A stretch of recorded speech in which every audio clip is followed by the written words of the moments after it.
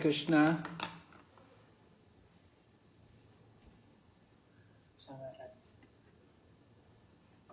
Krishna Maharaj. Yes, Hare Krishna Prabhus. Can we begin? Yes, sir. Yes, definitely. Okay. So, Om Jnanatamrandasya Jnananjana Shalakaya Chaksurmilitanyena Tasmai Shri Gurave Namaha Vanchakalpatarubhyascha Kripa Sindhu Bhayevacha Patitanam Pavanebhyo Vaishnavibhyo Namo Namah. Jai Shri Krishna Chaitanya Prabhu Nityananda Shri Advaita Gadadhar Shri Vasadi Gaur Bhaktavinda. Hare Krishna, Krishna Krishna, Hare Hare, Hare Rama, Rama Rama, Hare Hare. So we're continuing our study Srimad Bhagavatam. We're looking at the 9th canto, and yesterday we looked at chapter number 13, the dynasty of Maharaj Nimi. And we told the story about Maharaj Nimi, who was the son of Ikshvaku, and he had some problem with Vasishta. Right? Who can tell me the story? Who remembers what happened? Yes, Gadadhar? Hare Krishna Maharaj, yes. Yesterday we learned about how Nimi requests Vasishta to perform yagya, but Vasishta chose to first perform yagya for Indra and asked Nimi to wait for some time. But Nimi on that time remained silent and then asked another priest to perform the yagya. Then Vasishta became angry after knowing this, and Vasishta cursed Nimi. Nimi also cursed Vasishta. So yes. That's what I remember. How did they curse? What was the curse? So the Vasishta is cursed, then Vasishta gave up his body, and after that... What was the curse? Vasishta cursed Maharaj Nimi. What would happen to him? Maharaj Nimi gave up his body. That he would fall, right? Vasishta cursed Maharaj Nimi that you will fall. You will fall down. Meaning that you die. Fall down on the ground, you know. Yeah. And then Maharaj Nimi then counter curse, right? And so then what happened after that? Maharaj Nimi cursed the Vasishta, and Vasishta also died, and his semen is discharged by Mitra and Varuna, something like that. And what happened to Maharaj Nimi? Maharaj Nimi no having material body anymore, just want to remain in spiritual body. Even requested by demigods, he doesn't want also to accept another body. Right. He didn't. The demigods wanted him to come back. He said, no, I don't want to take another body. So what did they do with this body?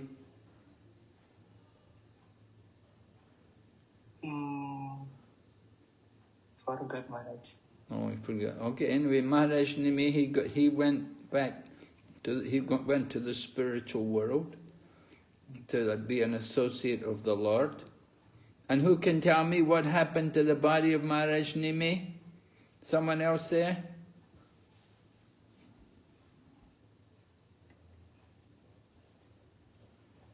Yes? You can tell me what happened to Maharaj Nimi's body?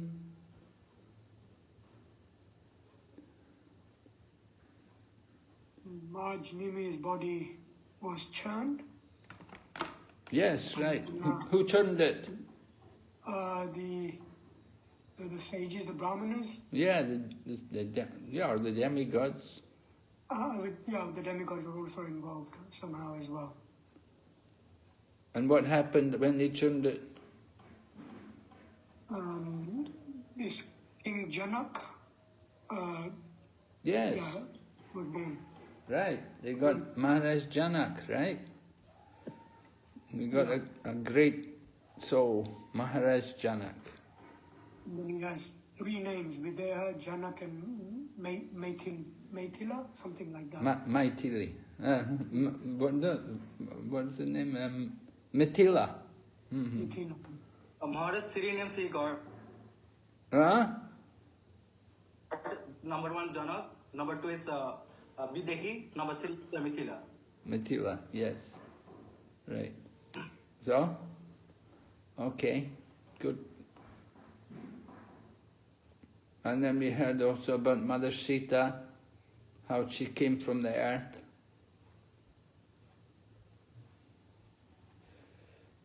All right. So that we were hearing about the kings coming from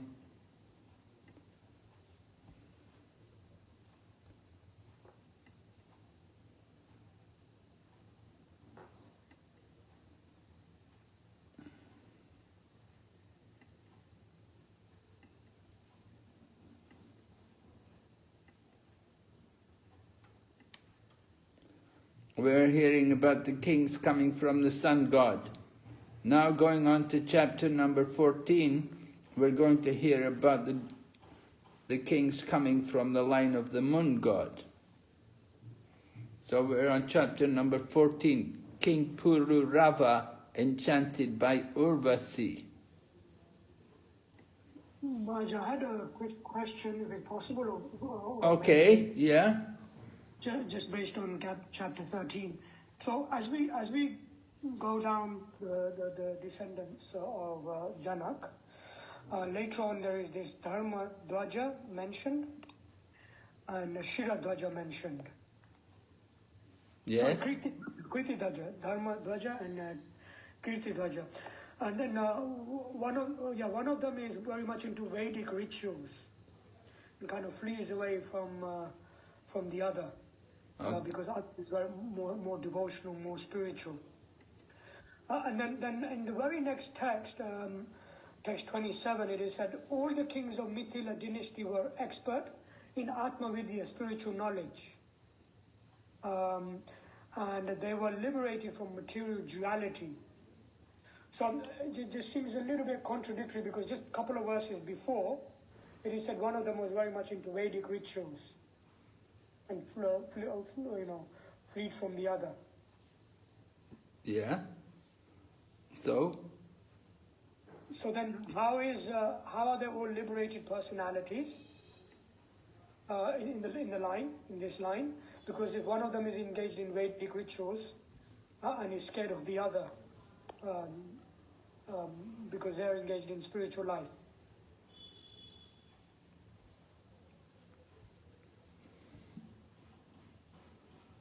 well, it says all of the kings were in knowledge of their spiritual identity.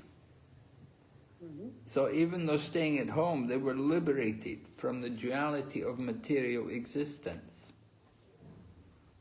So your question is, how is it possible that they could be what? Expert in Vedic? Yeah, one of them specifically is mentioned. That they were caught up in Vedic rituals. Yeah, okay. But Vedic rituals can be done for the Supreme Lord. But then why they were in fear and ran from the other? Because the other was engaged spiritually. Well, one is mentioned, one person, Kandikya, fled in fear of Keshidwaja, right? Mm-hmm. We're not told who he was, though. Kandika, Tangita, we don't know who he was. Mm-hmm. I couldn't find out where his name came from. It just mentioned his name. Keshidwaja was mentioned. He was the son of Kritadwaja.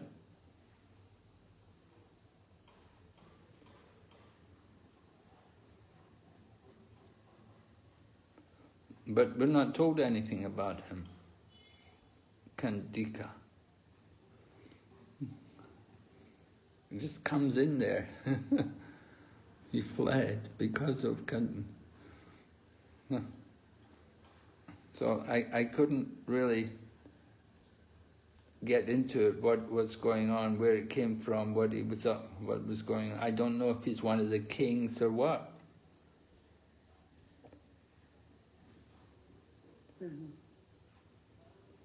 Anyway, I don't think it's a big issue.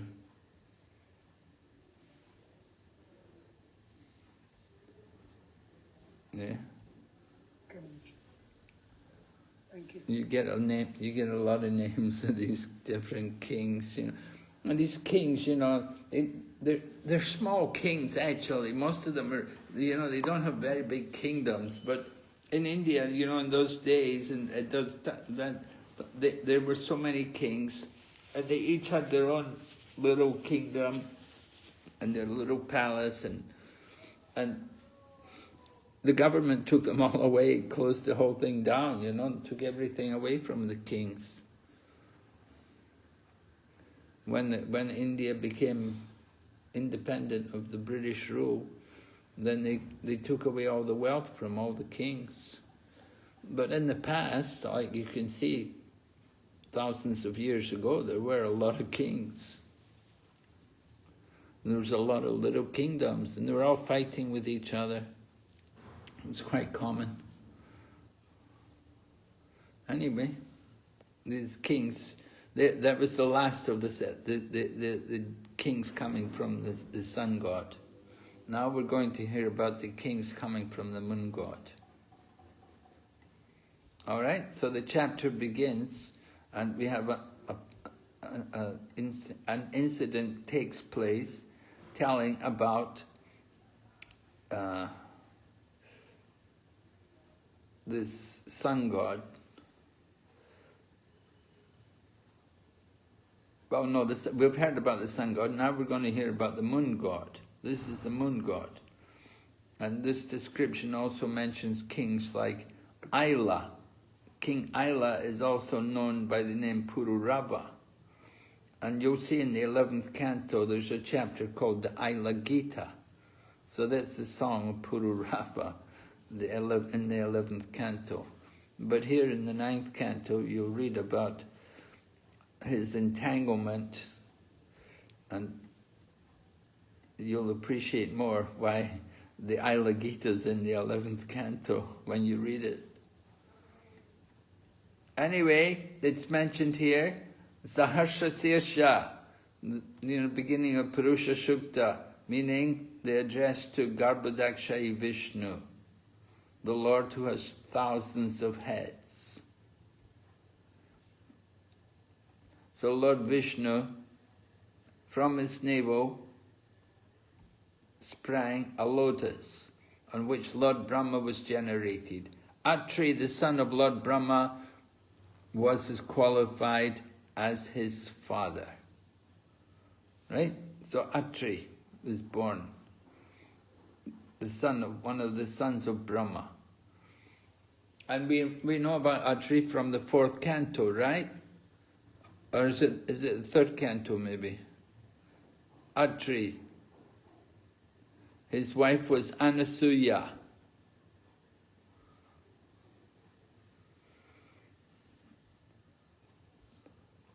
Mentioned in the Srimad Bhagavatam. So here, text number 3. From Atri, tears of jubilation were born, a son named Soma, the moon, who was full of soothing rays. Lord Brahma appointed him the director of the brahmanas, drugs, and luminaries. So this is the position of Soma, the moon god. He's the director of the brahmanas, and drugs, and luminaries. But wait till you hear what happens, you know, it's quite a... So Soma, He's born from the mind of the Supreme Lord. In the purport, Prabhupada's purport here, 9th Canto, it's still Srila Prabhupada writing the purports, and he says, according to Vedic description, Soma was born from the mind of the Supreme Lord.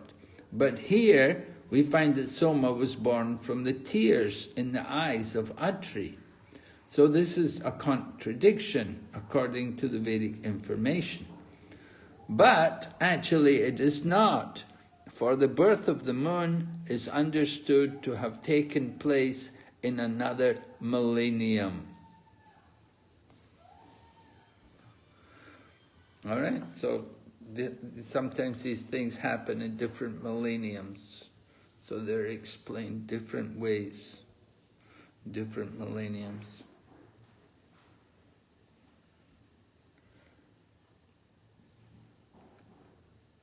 And at the end of the purport of text number 3, this verse describes that Anasuya, the wife of Atri Rishi, bore 3 sons, Soma, Durvasa and Dattatreya. It is said that at the time of conception, Anasuya was impregnated by the tears of Atri. Now you've all been studying Srimad Bhagavatam. So one of you tell me the story, what happened? How was it Atri Muni and Anasuya got 3 sons?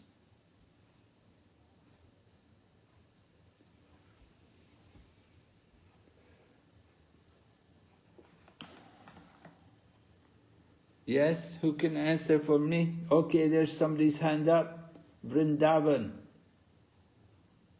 Hare Krishna Maharaj. So my understanding is that when Atri Muni was praying, he was praying to Bhagavan, but he didn't know who Bhagavan was. So when the Lord came, he came. Lord Vishnu came, Brahma came, and Lord Shiva came. And they asked, which one of us have you prayed to? And he's like, I'm not sure.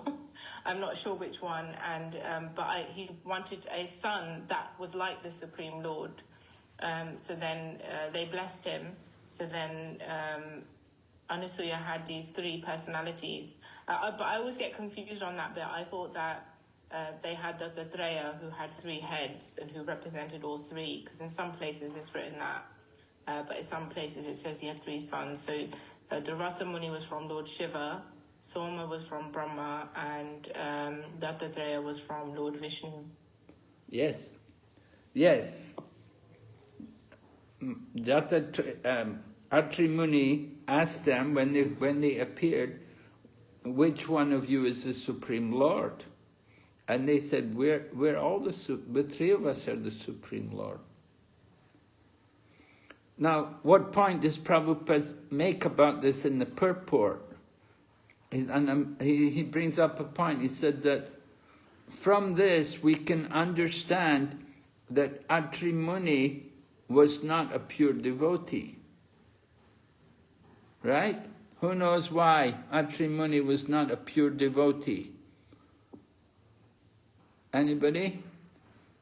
Let me see. Somebody who's not spoken. I want you all to take part here. Yes.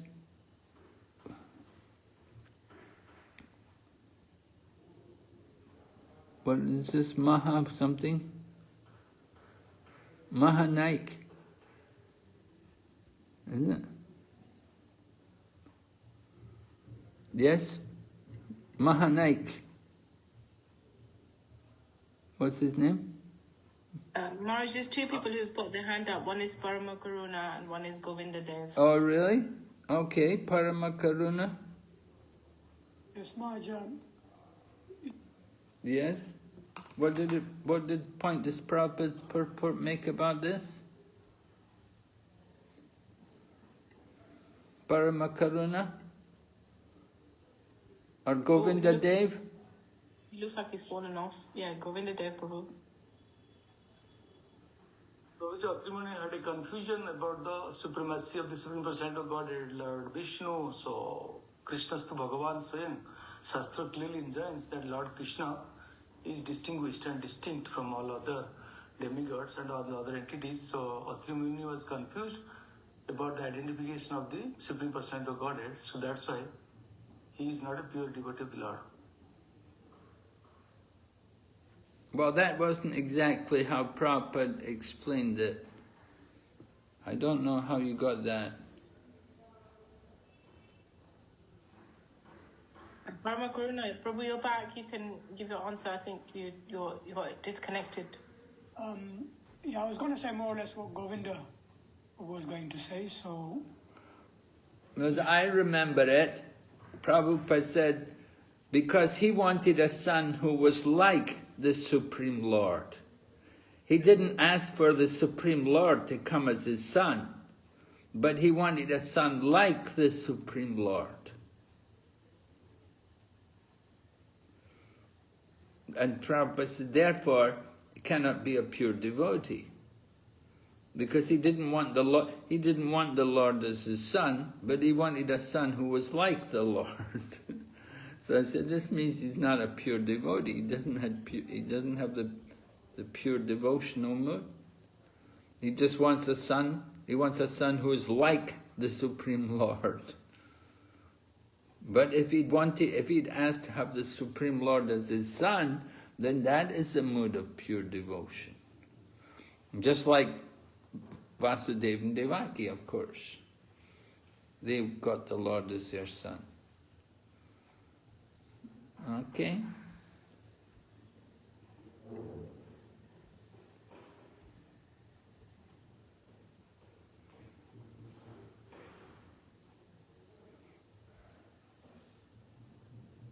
Alright, so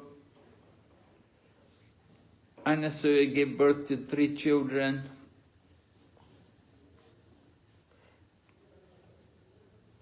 And they're all sons of Atri. But then we hear about Soma, the moon god. Right? We heard he's the son of Brahma. And after conquering the 3 worlds, Soma, the moon god, performed a great sacrifice known as Rajasuya Yagna. Right? Who else performed Rajasuya Yagna? Yudhishthira Maharaj. Yes, right. Yudhishthira Maharaj performed the Rajasuya Yagna. So here we have this Rajasuya Yagna done by Soma. But Soma, it says, he was very puffed up. He forcibly kidnapped Brihaspati's wife, whose name was Tara. So Soma, the moon god, is a powerful demigod, and he's kidnapped Brihaspati, who's the guru of the demigod. He's kidnapped the guru's wife. So, not a very good state of affairs. You can understand about something, the nature of the heavenly planets. And we're told, although he's requested again and again by Brihaspati to return the woman, Soma did not want to return her. And it says this was due to his false pride. So there was a big fight between the demigods and the demons. Fighting. And you see the influence. One woman, because of one woman, so much fighting goes on. Just like Kurukshetra war. One woman was involved there. Which woman? Who was responsible for the Kurukshetra war? Draupadi. Yeah, Draupadi, right. Draupadi, because the Kauravas had insulted Draupadi. So you've got the Kurukshetra war, and here also you've got the demigods and the demons fighting because of this one woman, Tara. And it becomes quite involved. who should go on whose side. So Brihaspati and Sukra. Sukra took the side of the moon god and was joined by the demons. So the moon god's a demigod, but he took the side of the demons. Because they're fighting Brihaspati, and Brihaspati is the guru of the demigod. And Lord Shiva, because of affection for the son of his spiritual master, he joins the side of the Brihaspati, meaning the demigods.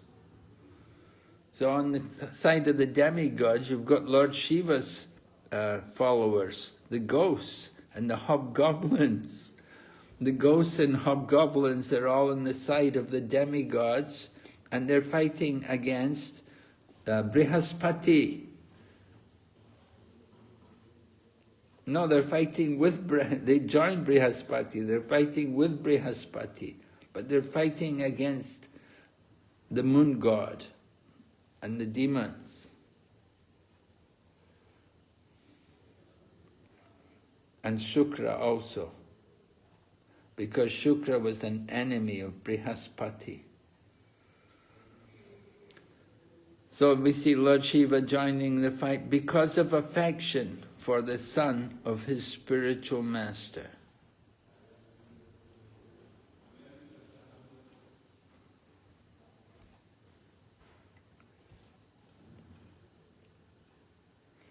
So it said Lord Shiva is well known to have received knowledge from Angira. Right? You've heard about Angira.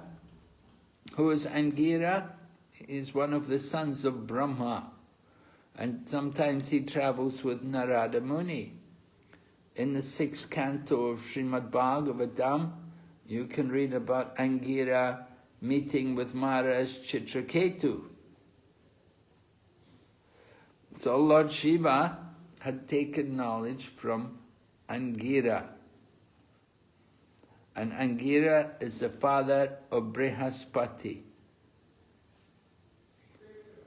So because Angira is Lord Shiva's guru, so he fights for Brihaspati.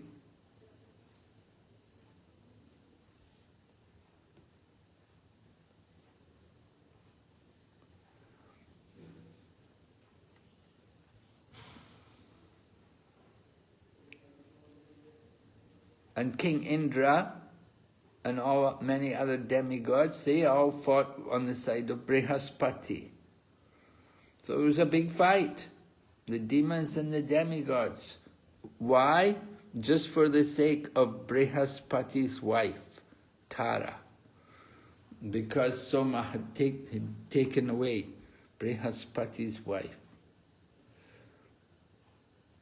Just see the situation. They're such elevated personalities, but they get involved fighting over women.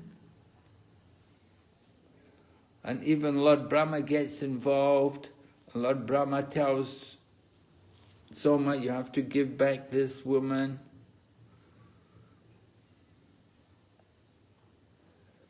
It says Lord Brahma severely chastised the moon god. He was informed by Angira about the whole incident. So he told the moon god, you cannot take Brihaspati's wife. You have to give back the guru's wife. So Lord Brahma got Tara, he brought Tara to her husband. But when he brought her to her husband, they understood that she was pregnant. So you can read text number 9. Brihaspati said, you foolish woman, your womb, which was meant for me to impregnate, has been impregnated by someone other than me. Immediately deliver your child. Immediately deliver it, be assured that after the child is delivered, I shall not burn you to ashes. Well, that's a relief. He said, I won't burn you to ashes. I know that although you are unchaste, you wanted a son. Therefore, I shall not punish you. All right? So what can you understand about this? What do we learn from this incident? Something. What do you think, hearing about this, what does it tell you? That we don't harm a woman, even if she's made a mistake, she's not punished. Okay, yes, that's true. Yeah, we shouldn't harm a woman. Women need to be protected, right? They should be protected. That's what Grihastha life is meant for, that the husband is meant to protect his wife. So something must have happened that Brihaspati, somehow he allowed his wife to be taken away by Soma. Somehow it happened that he should have been protecting and taking care of his wife. Women need to be protected. This is the problem. Women like to be protected, usually. And it's a duty of the man, when they marry, that he will protect the woman. So sometimes these things happen. The woman is not protected, she's taken away by another man, and look what happens. She gets pregnant. Very unfortunate. Okay, something else? Some men? What do you think about this incident? What does it tell you?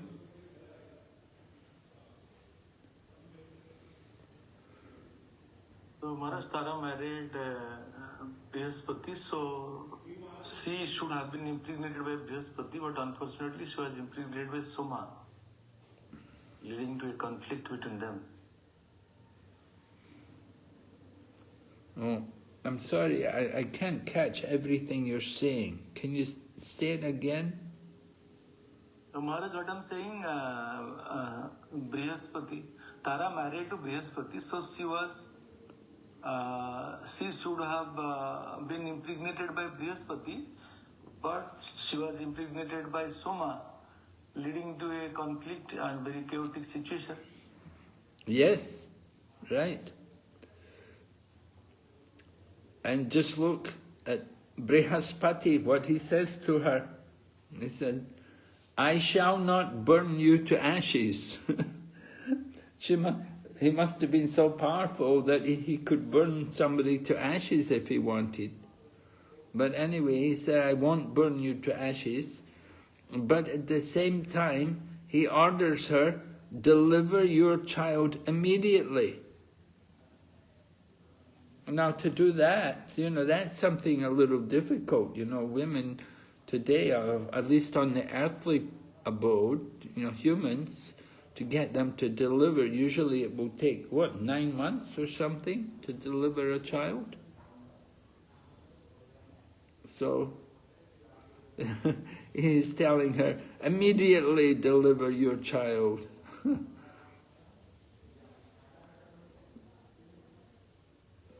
So it's something about the life on the higher planets that they can do these kind of things.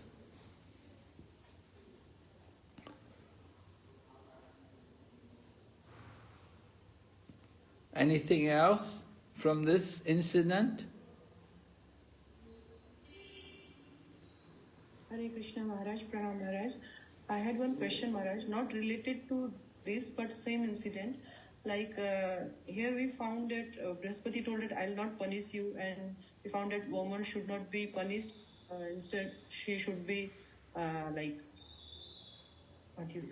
she should be protected. But in the case of Ahilya and Gautam Rishi, we found that Ahilya was, she was innocent, but Gautam Muni cursed her. So these two incidents shows contradiction, Maharaj. Oh, can you tell me that again? What's the contradiction?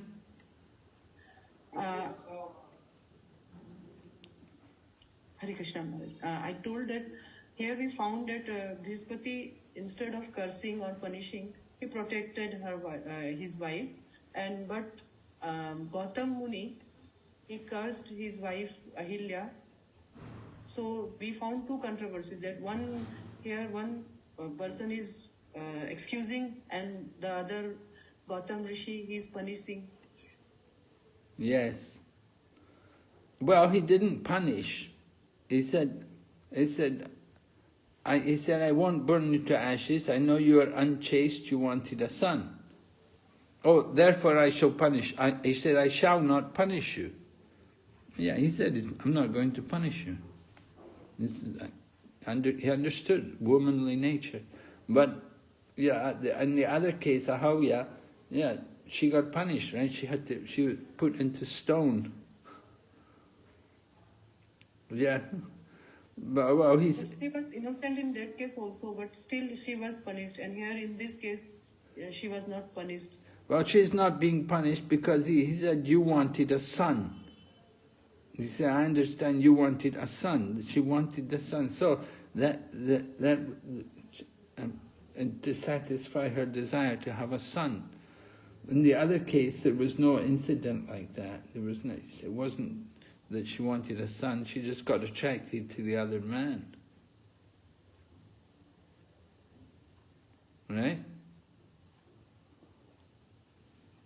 Okay, Maharaj. So that's how I see it. That here the woman wanted she wanted a child. But Ahalya, there was no question that she wanted a child. She just got attracted to the man.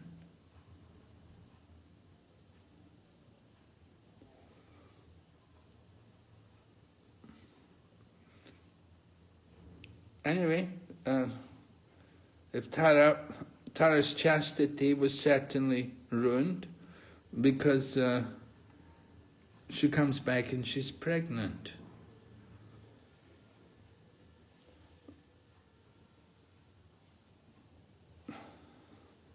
So he told her, we'll immediately deliver the son. So you can see text 10, by Brihaspati's order, Tara immediately gave birth to the child. And the child was very beautiful, a golden bodily hue, and both Brihaspati and the moon god, Soma, desired the beautiful child. Right? When they saw the child, they both wanted it. They both thought, well, she's my wife, and so I should take the child, Brihaspati is saying. And Soma's saying, well, it was my child. I impregnated her. So it's my child. So again, fighting broke out between Brihaspati and the moon god. And they're both saying, this is my child. And then they had to question the mother, get her to reveal, because the mother, the woman, she's the one who knows who's the father. And so, but she's ashamed to answer.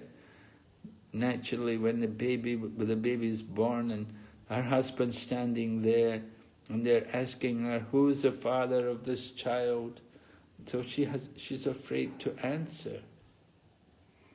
So then we're told the child protests, and the child says to the mother, you unchaste woman, tell the truth. What is the use of your unnecessary shame? Why do you not admit your fault? Immediately tell about your faulty behavior. So in this way, Lord Brahma then takes Tara to a quiet place, and he gets her to admit who is the father. and she says, this child is the son of Soma, the moon god. So the moon god immediately took charge of the child. And the child is very intelligent. From his birth, immediately can see this child is deeply intelligent. So they gave the child this name Buddha. And we're told the moon god enjoys great jubilation because of this son. Oh, when you have a great son, a powerful son, very attractive, very learned, intelligent, then certainly the father will feel very proud. And so because of his son, he's so proud, the moon god.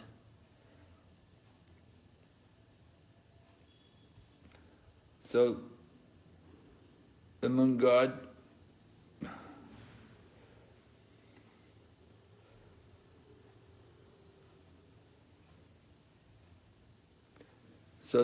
he also has a son, and his son is called Pururava. He's born through the womb of Ila.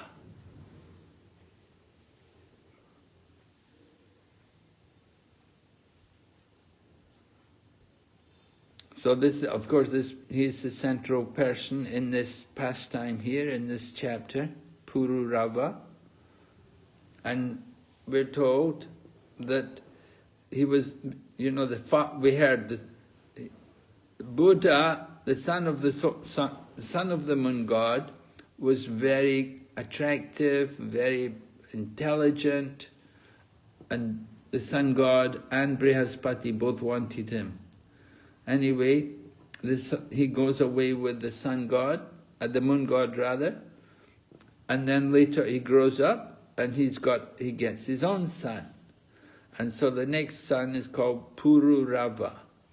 And he has great beauty, personal qualities, magnanimity, behavior, wealth and power, and all of the good qualities. They were described by Narada in the court of Indra, meaning in the heavenly planets.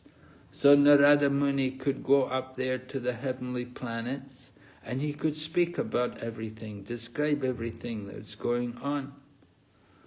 So the celestial woman, Urvasi, one of the women who's there in the palace of Indra, she was hearing about this man, Pururava, because Narada Muni is there describing all his wonderful qualities. And we're told that she got pierced by the arrow of Cupid. In other words, she was attracted to this Pururava, because Narada Muni was speaking about how wonderful this son of Buddha, or he's the grandson of the moon god, and he's very wonderful. He has all the good qualities. And there is Urvasi, and she's there in the court of Indra, and she's hearing about this wonderful man, and she is attracted to him. The arrows of Cupid have pierced her heart, and she's eager to go and be with this man. Right? Urvasi, although she's a woman of the heavenly planets, she had a curse on her that she had to come down to earth for some time. So, usually the women of the higher planets, the women of the demigods, won't be attracted to men on this planet. But this man, Pururava, was a very special man. He was a very special man. So he somehow he attracted this woman Urvasi, who was one of the main women there in the court of Indra. And she is attracted to come and be with this Pururava.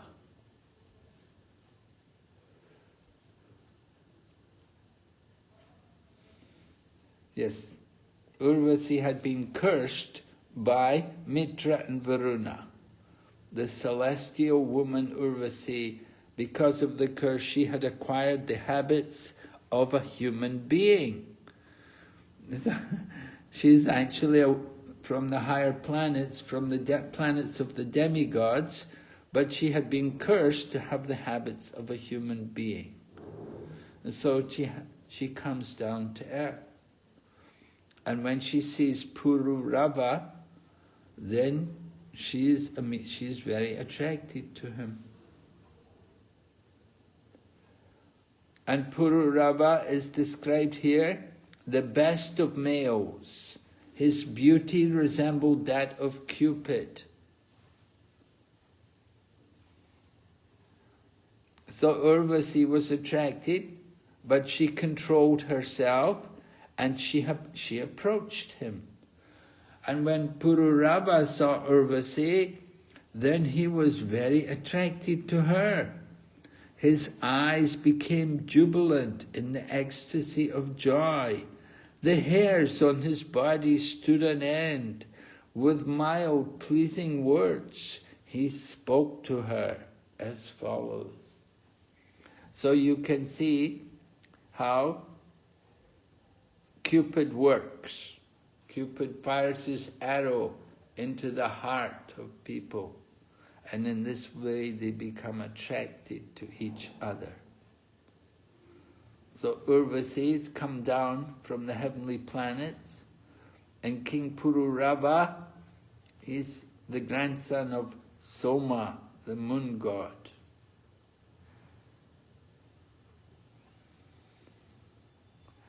So they have, it's not difficult for the two of them to get connected and to become friends. They make up their relationship. And we can see in the material world how these kind of things happen every day.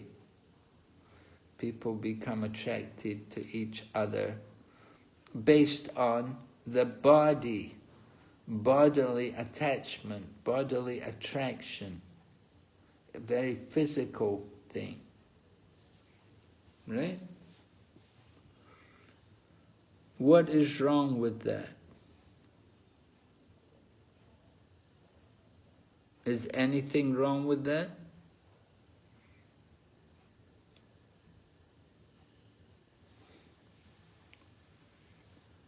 Yes? Vrindavan? What? Okay. Vrindavan Maharaji? What do you think? Did you have a love marriage? No, my marriage was arranged. It was arranged by devotees. Okay. Good. But do you see, have you seen in the material world, not necessarily devotees, but when they make arrangements based on physical attraction, what usually happens? I find that, after a while, when it's based on physical attraction, after a while it fizzles out. And then when the responsibilities kick in, then it becomes a bit more difficult because your motivation for marriage was something different. Whereas when you kind of look at the circumstances and you understand the responsibility, it might last a bit longer. But it's hard to say, everybody's circumstances are different. Yes, right. Different, not the same for everyone. Sometimes it works, of course. But usually we find that, the nature of the body, somebody's attracted to the body of some other person, and then after some time they see somebody else and they're attracted to someone else's body. The attraction doesn't last for very long. That's a problem with the material, when the attraction is based just on physical forms. and features that you get attracted to one person and then you can go off and you get attracted to someone else. And that's what, of course, then the marriage breaks up. And again, divorce, again, another marriage. Sometimes. I think it's still important, even when you're married, to not associate too much with the opposite gender, because we can slip. Even in marriage, doesn't make you safe, because you can become attracted to somebody else, or attached to somebody else. So I feel like even in Grahastha ashram, we shouldn't feel like we're safe. We should still, only mingle as much as necessary with the opposite gender. Very good point. Yes. Very important. We have to be careful. People often complain about our society that we have too much mixing between the men and the women. We have to be careful. You want to protect yourself. It's better for the women to associate with the women. And that's true even not just devotee work, but especially you're working if you have a job, you work in an office or something, you don't want to be in an office with a lot of men. If you're a young woman and you're there with a bunch of men in the office all day, it's not a very good environment to be with men all day. And this is what happens. So many young women, they get jobs working in the office, they work with these men. And they get prone, they get caught up, if they go home at night, they come and they maybe see their husband and they find fault with their husband, and then they go to work the next day and they get attracted to some other man in the office. Things like that. Too much association between men and women. It really is not very good. Because women are working, a lot of women working today, you find that. So when the woman works, she goes to work, then she's prone to associate with a lot of men. And that leads to a lot of corruption, broken homes, divorce and things. So it's actually better for the women to stay at home, not to work. Women going to work everywhere. People are so eager to get more money, have more money, bigger income. Oh, if we're both working, then we get a bigger house, we get a better car, and this and that. Yeah, you may do, but the problem is you're not at home, you're not with the children. The children suffer, and the home also suffers. And the relationship between the husband and wife also is influenced.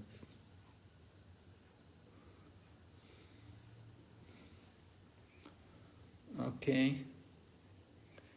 So Pururava, he's ecstatic to see Urvasi. He's enjoying her. And he wants to encourage her. He says, come and enjoy with me. And Urvasi says, oh yes, you're the most handsome man. Who is the woman whose mind would not be attracted to you? So Prabhupada quotes Srimad Bhagavatam, the relevant verse from Prahlad Maharaj's teaching, right? Who knows the verse?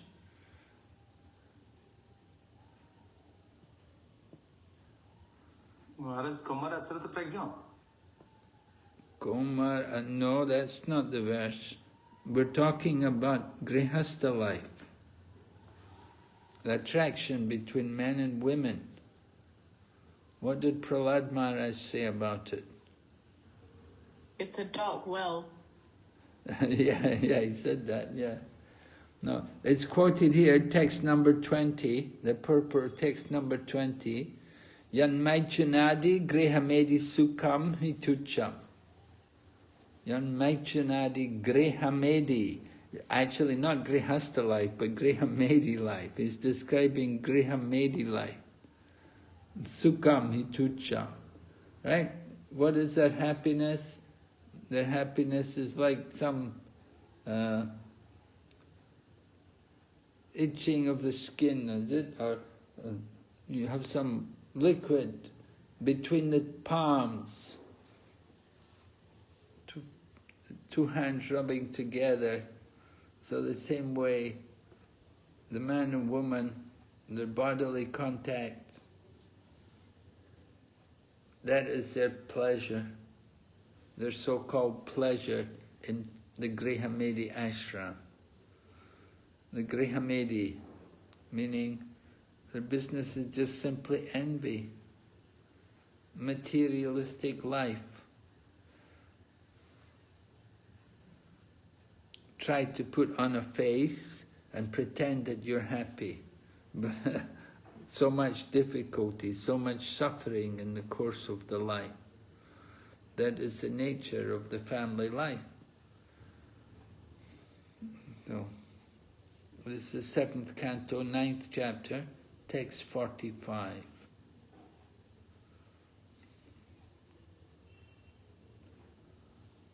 The whole material world is caught up based on this sex attraction. Srila Prabhupada was in New York, and it was the Rathayatra time on 5th Avenue in New York. And so Tripurari Swami was there, and he describes Tripurari Swami.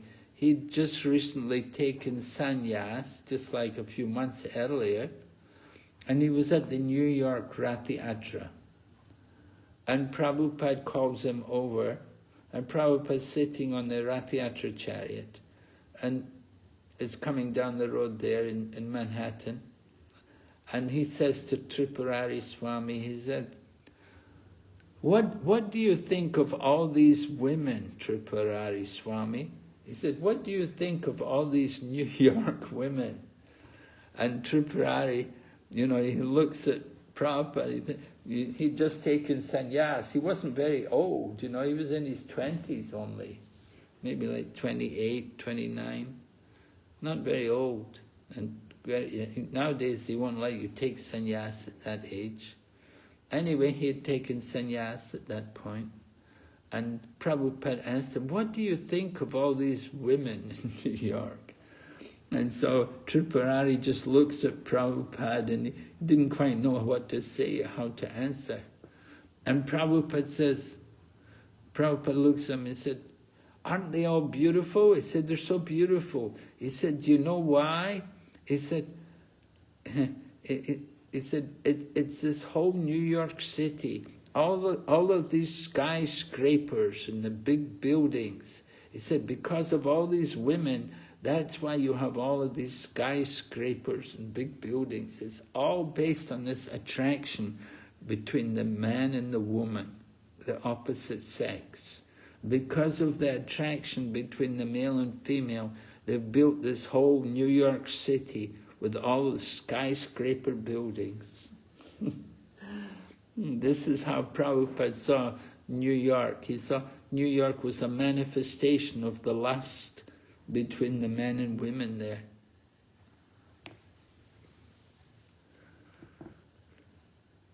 So, of course, it's not only in New York that's it. All over the world you have this, everywhere. So, the whole basis of material life is this attraction between the opposite sexes.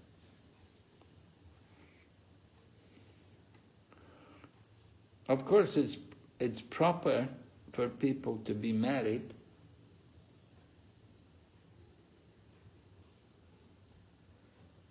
it's an ashram, right? There's the Grihastha ashram, there's the Grihamedi ashram, and the Grihastha ashram. And the Grihastha ashram is for spiritual advancement. So even in married life, there's an opportunity for spiritual advancement. But if they're Grihamedis, they're not going to make spiritual advancement.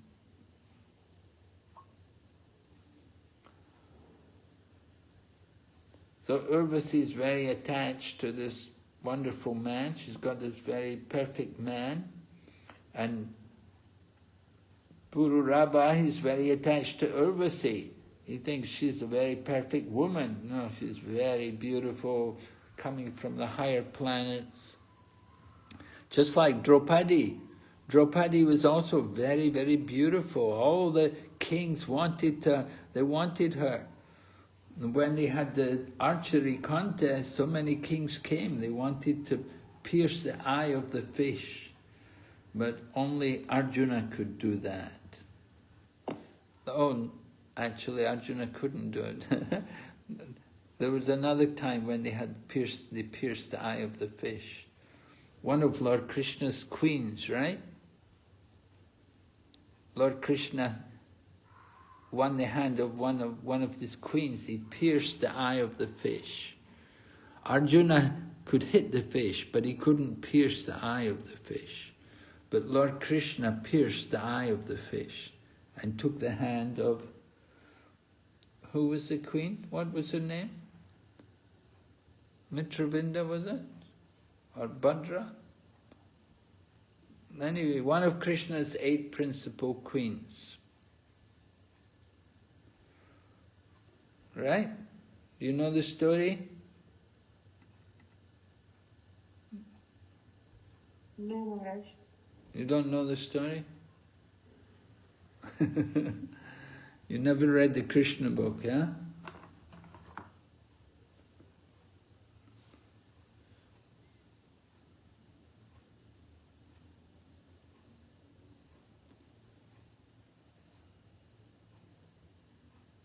Govinda Prabhu, did you want to say something?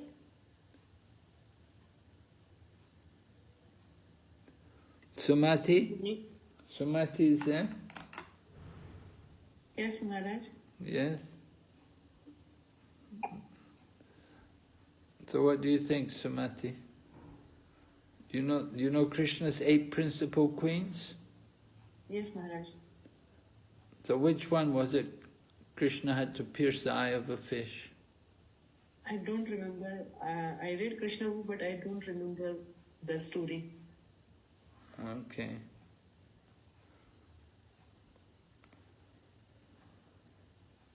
You know the names of the 8 principal queens? No, I know, but I don't remember all of them. How many do you remember? Rukmini, Satyabhama, Jamvati, Bhadra, and I don't Mitravinda, and I don't know. Yes, anybody else?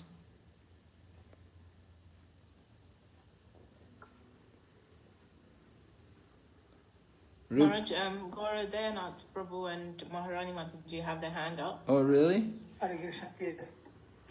So, also Arjuna, when in the Swayamvar ceremony of Draupadi, he also made this quest about throwing an arrow to a fish by looking in a pond in a of mirror, water. right? A pond of water. A pond of water. Use a pond of water as a mirror to throw our arrow to the fish. It's not in Draupadi's Swayamvar ceremony, or perhaps? No, it wasn't Draupadi's Swayamvar. Lord Krishna didn't take part in Draupadi's Swayamvar. This was a special Swayamvar. Lord Krishna came and he took part to pierce the eye of the fish. Arjuna could hit the fish, but he couldn't pierce the eye. But Lord Krishna pierced the eye of the fish and he took the hand of the queen. Let's see, there was Rukmini, Satyabhama, Jambavati, Bhadra, Mitrabinda, Kalindi, yes, Kalindi, and then Lakshmana, yes. Nagnajiti, yes, Nagnajiti, that was the bulls. Krishna had to tie up the bulls to get Nagnajiti. Okay, I can't remember which one was the one which he had to pierce the eye of the fish. Maybe it was Lakshmana. Lakshmana, yes. Yeah, I think it was Lakshmana. Yeah, it was the last one. Yeah.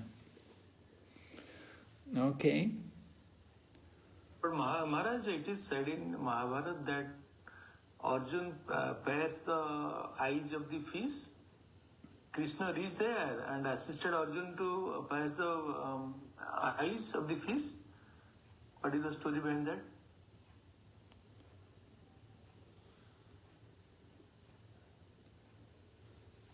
Maharaj, can you hear me, Maharaj? Yeah, I can hear you, but anyway, Arjuna, he took the hand of Draupadi, he had to pierce the fish. He had to pierce the fish. I don't know if he didn't have to pierce the eye of the fish, and Arjuna was looking directly, he wasn't looking in the water. When Krishna had to compete to get Lakshmana, they had the rule that you could not look up at the fish, and you had to look in the pool of water and see the reflection of the fish on the water and fire the arrow up. So it was different.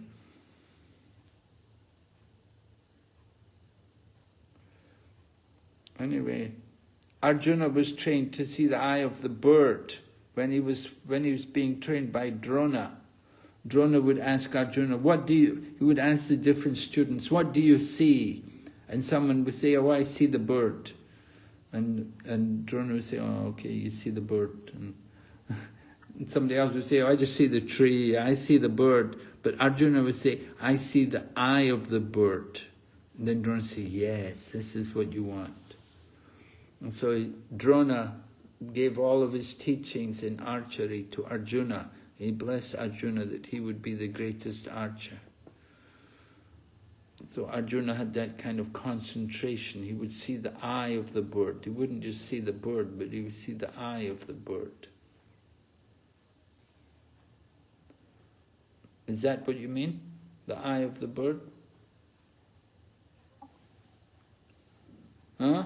Hare Krishna, do you hear me? Yes, Maharaj. Okay, is it clear? You are clearly audible. Huh? You are audible, Maharaj, clearly audible. Okay. Is that right? Is that the story you wanted to know about?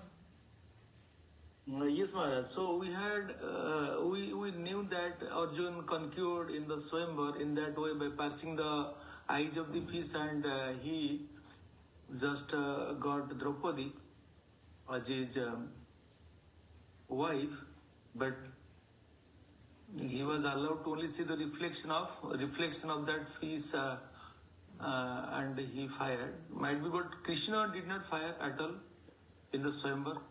In the Draupadi Swayamvar, Krishna was not there.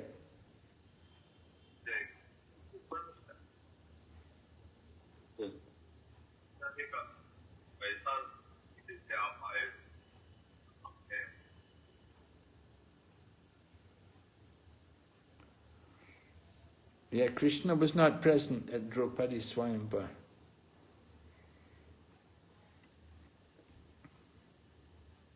Remember, Pandavas had been living in exile. So it was at that time. Arjuna went for the contest. He was disguised. Nobody knew who he was.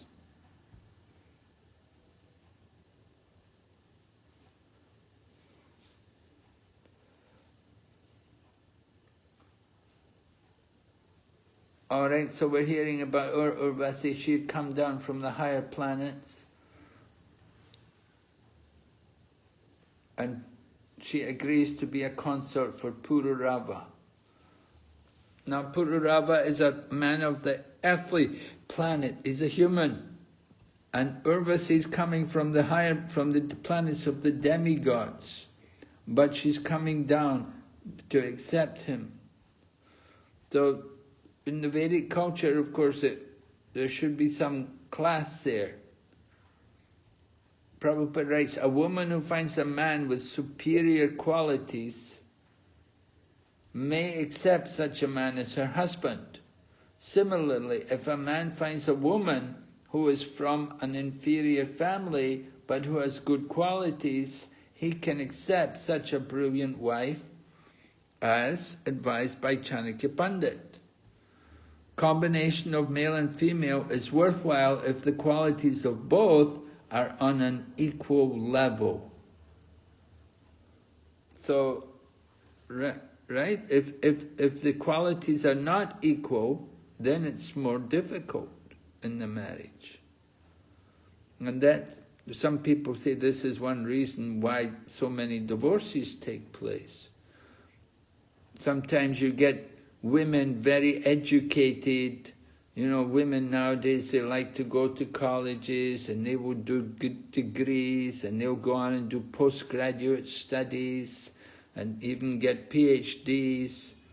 And then when they want to get a husband, it's very difficult because they're so educated and they can't find a man who can match their education.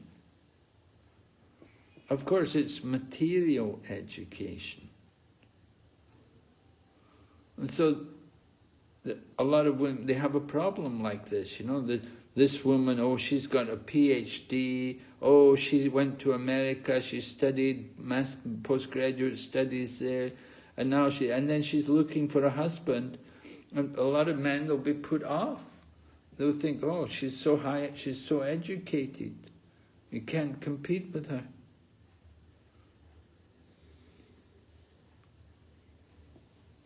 So it happens in America, you get a lot of women who are well educated, they have to marry somebody who's not educated at all, just to get a husband.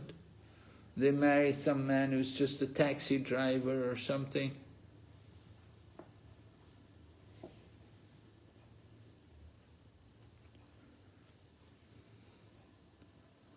But when the man and woman are matched, then it's good. And it's true in Krishna consciousness also. If the man and woman are equally devoted, then the combination can be very nice. But if one is a devotee and one's not, then it's very difficult.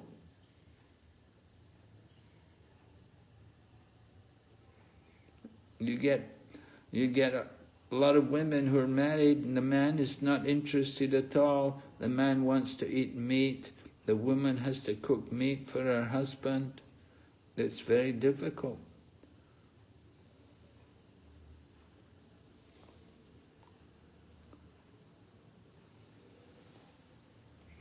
The woman wants to go to the temple. The man doesn't want to go to the temple. The man wants to go to movies. He wants to go to club and go to bar. The woman wants to go to temple. Very difficult. How they can get along.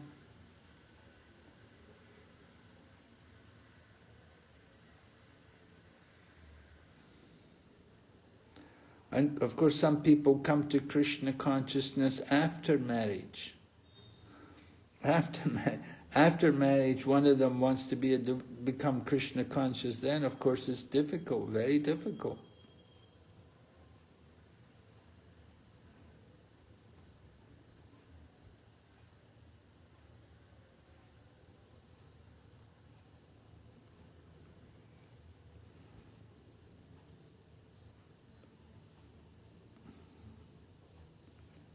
All right? Any comments on this? What do you feel?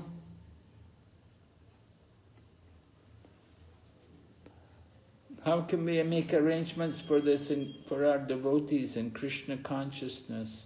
How can we help the devotees?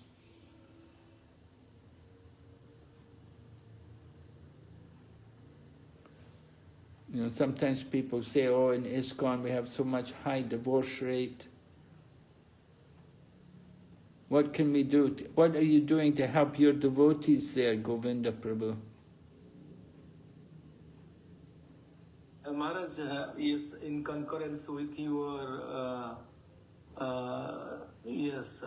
the knowledge you shared with us, that there must be synchronization, there must be synchronous combination, harmonious construction between wife and husband. And I am working here in the state of Odisha as a family judge. There are many divorce cases filed in my court, and I am adjudicating over all those cases. And the reason is that there are disparities and there are diversities between their mindset, their cultural background, their educational pattern. So that's why courts are flooded with many divorce suits and cases. So illicit indulgence is also one of the reasons. Illicit indulgence of the husband, either the husband or wife, they're indulging in illicit relationship with others. That's a cause. Their educational pattern, wife is qualified higher, husband is not so much qualified, and their mindset are also mismatching.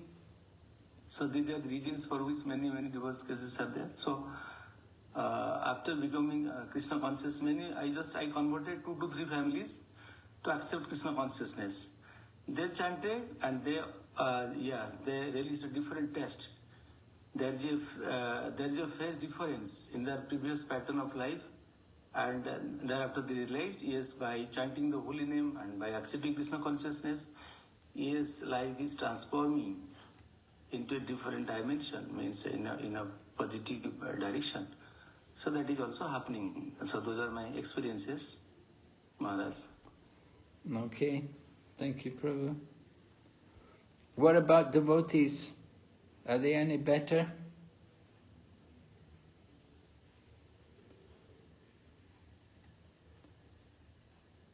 Govinda Prabhu? Are the devotees any better off than the non-devotees?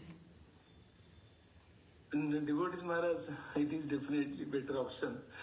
Devotees, because their life is revolving around Krishna. They focus upon Krishna, only one central point. Because the diversities will never arise. Do you arrange marriages there for your devotees? Yes, Maharaj? Do you arrange any marriages for the devotees? No, I have not arranged any marriage, but their marriage had been broken. I restored their broken marriages through the process of conciliation, counseling, that yes, if you will accept Krishna consciousness, then all these dissensions or diversities may stop, then you can live a successful life. So some of them practiced Krishna by chanting the holy name, etc., and they transformed a lot. Oh, good. Oh, very good. That's good news. Yeah, certainly Prabhupada did not like divorce. He did not like divorce, but sometimes it's very difficult to avoid.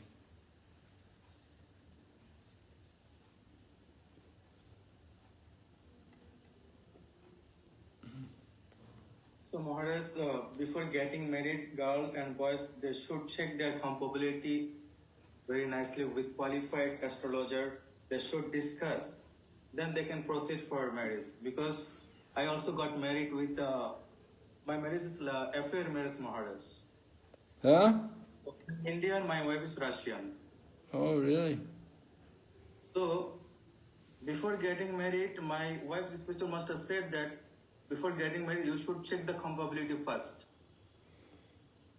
If compatibility is matching, then you have my blessing. So, several astrologers check our compatibility. Then when that compatibility came through the Bhrigu Shastra, then he gave us permission to get married. Even I also consulted with my spiritual master. He also gave permission, you should consult with your authority under whom you practice in devotional activities.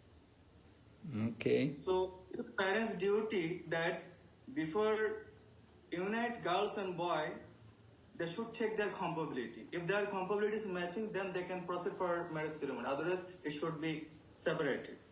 It will not give bright future, Maharaj. Because I am also astrologer, Maharaj. Every week, 2-3 divorce cases come to me. So because their matching is not proper, that's why this divorce takes place. Although they are devotee in a devotee community, husband and wife, they are all professor in university, but they are staying like separated. Due to what? Due to their matching is not properly compatibility is not matched. Okay. Thank you, Prabhu. It is not that Krishna is the center. No, Krishna's center is okay, but compatibility should be matched. So how long have you been married now?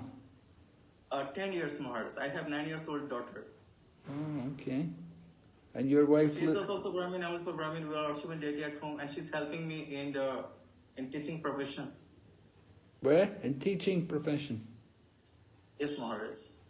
Oh, you? And she is a software engineer. She was a software engineer in Russia. She did job in government, the Russian television center. Now she is in India. She's helping me because we are doing Shastri course from Vrindavan. Oh, she's living in India now. Yes, Maharaj. Last 10 years she's with me. Okay, good. Okay, it should be considered, Maharaj. Before getting married, their compatibility should be properly checked. Yes. And they become happy. Yes, we have also, we do try, we have things like, they have the thing called Grihastha Vision Team, which is operating in the Western world. Grihastha Vision Team, and they try to guide people. They help to prepare people for marriage. That's also very important, to prepare people.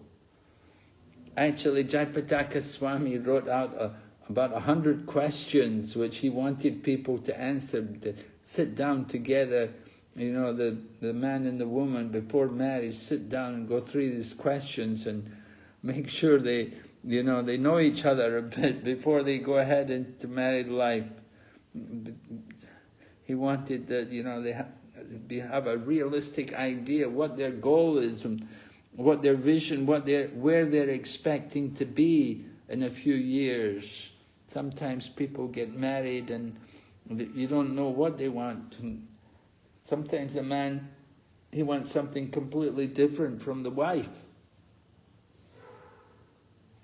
So it has to be done very carefully. All right, so we'll go ahead here.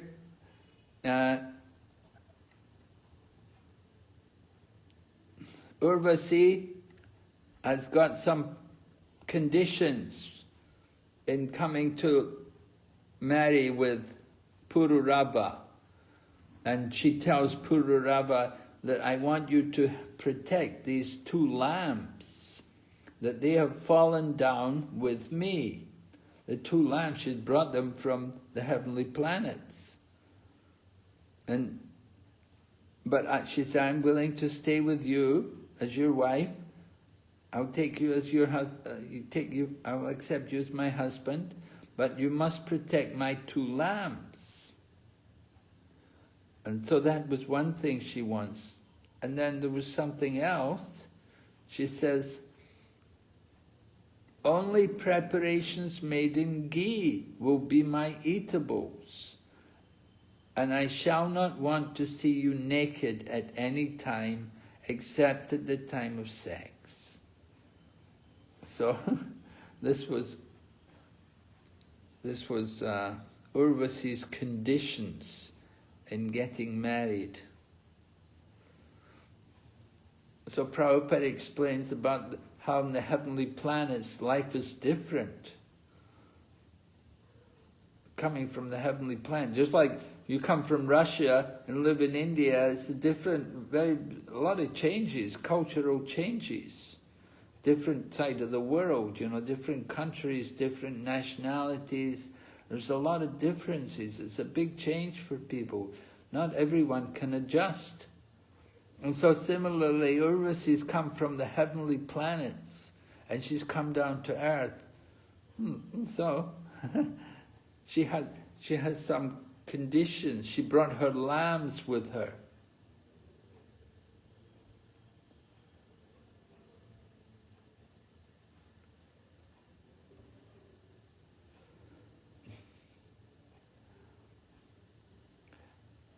So she brought her lambs with her, and she asked her husband, you have to take care of these lambs for me.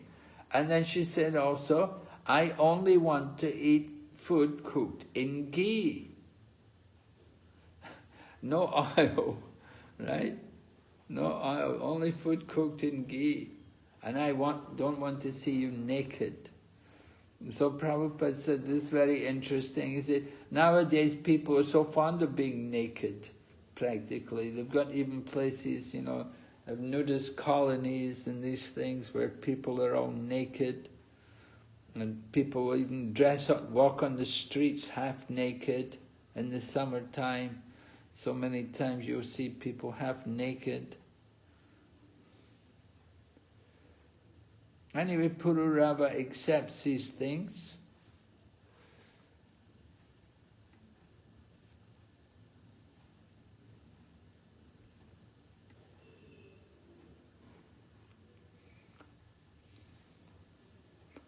So Prabhupada comments about Urvasi that her standards of living and eating and behavior and speech are all different on the heavenly planets from the standards on earth.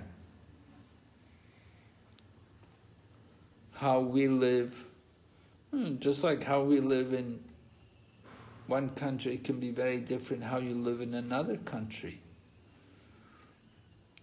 If you go to like the Middle East, live in the Middle East, often people live in apartments. Or you live in Bombay, you live in an apartment often.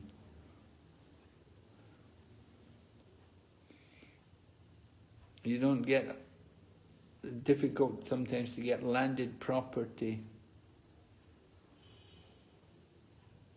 So on the heavenly planets, people don't eat things like meat and eggs. They eat things cooked in ghee. And they don't like to see people, each other naked either.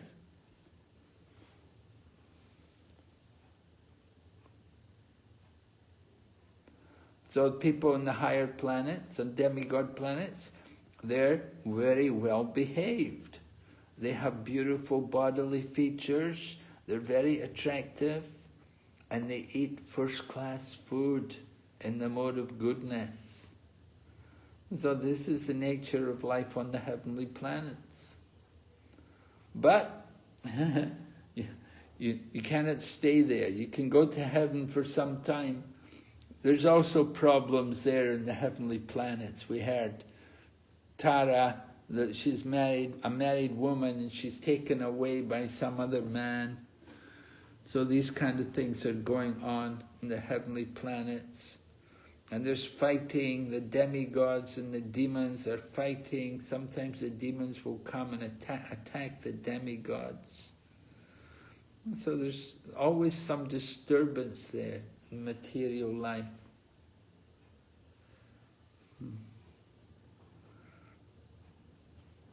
Okay? We should have a break. Let's have a break for 5-10 minutes.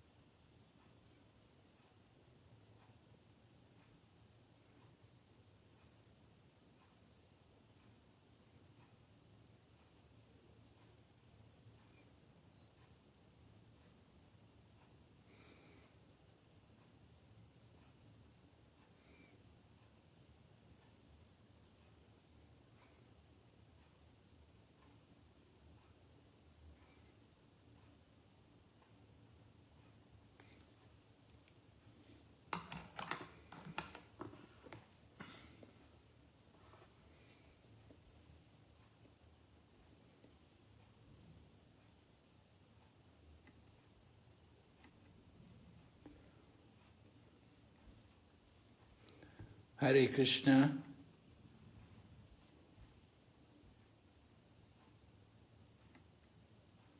Hare Krishna, Pranam Maharaj. Hare Krishna, welcome back. All right, we want to go on. We're going through this section, chapter 14. We're hearing about Pururava and how he's got himself involved. He's got himself a wife from the heavenly planets, Urvasi. Of course, we may think, wow, he's really lucky. He's got a woman from the heavenly planets and she's so beautiful. But there's problems, right? She didn't come on her own. She brought her lambs with her. You know, people often have a dog, you know, you get people, they say, love me, love my dog. Oh, Krishna. We have to take care of the dog as well. So anyway, she's got lambs. She lives with some lambs. And they have to be taken care of.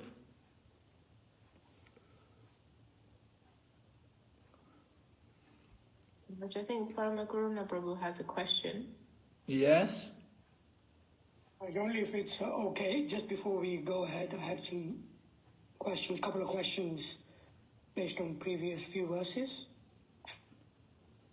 Okay, go ahead. Yes, Maharaj. First thing is, why did Brihaspati desire so strongly that the child be delivered immediately? Like, why could he not, for example, wait a few months? Well, it seems like he didn't have to. Why should he wait a few months? You know, he wants to see the child. He wants to see whose child it is. They'll know immediately when the child's born whose child it is. They could tell the difference.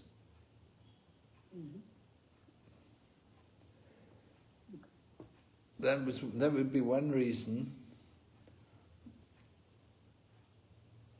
All the time, just carrying child in the womb, you waiting for it to give birth, and because there's this doubt about whose child it is.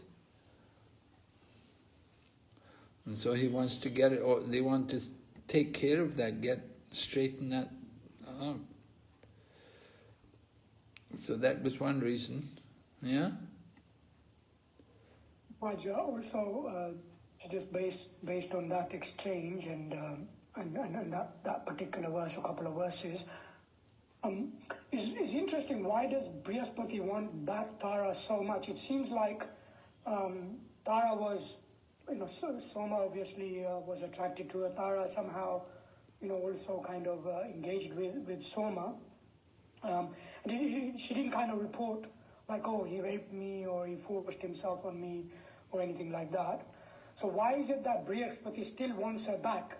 Now, he could have married someone else. He's like the chief of the priests, right? He's a Brahmana. He could have begged another woman from anywhere, really. He could have been begged from the demigods, number one. And number two, he could have taken up the spiritual life. Like, okay, look, my wife is left, he's been stolen, and this is too much of a hard work. Let me just focus on my spiritual life, or let me just focus on my responsibility of being the priest of the demigods. Well, first of all, he had his wife. Obviously, they were married. They'd been, and he developed some attachment for her.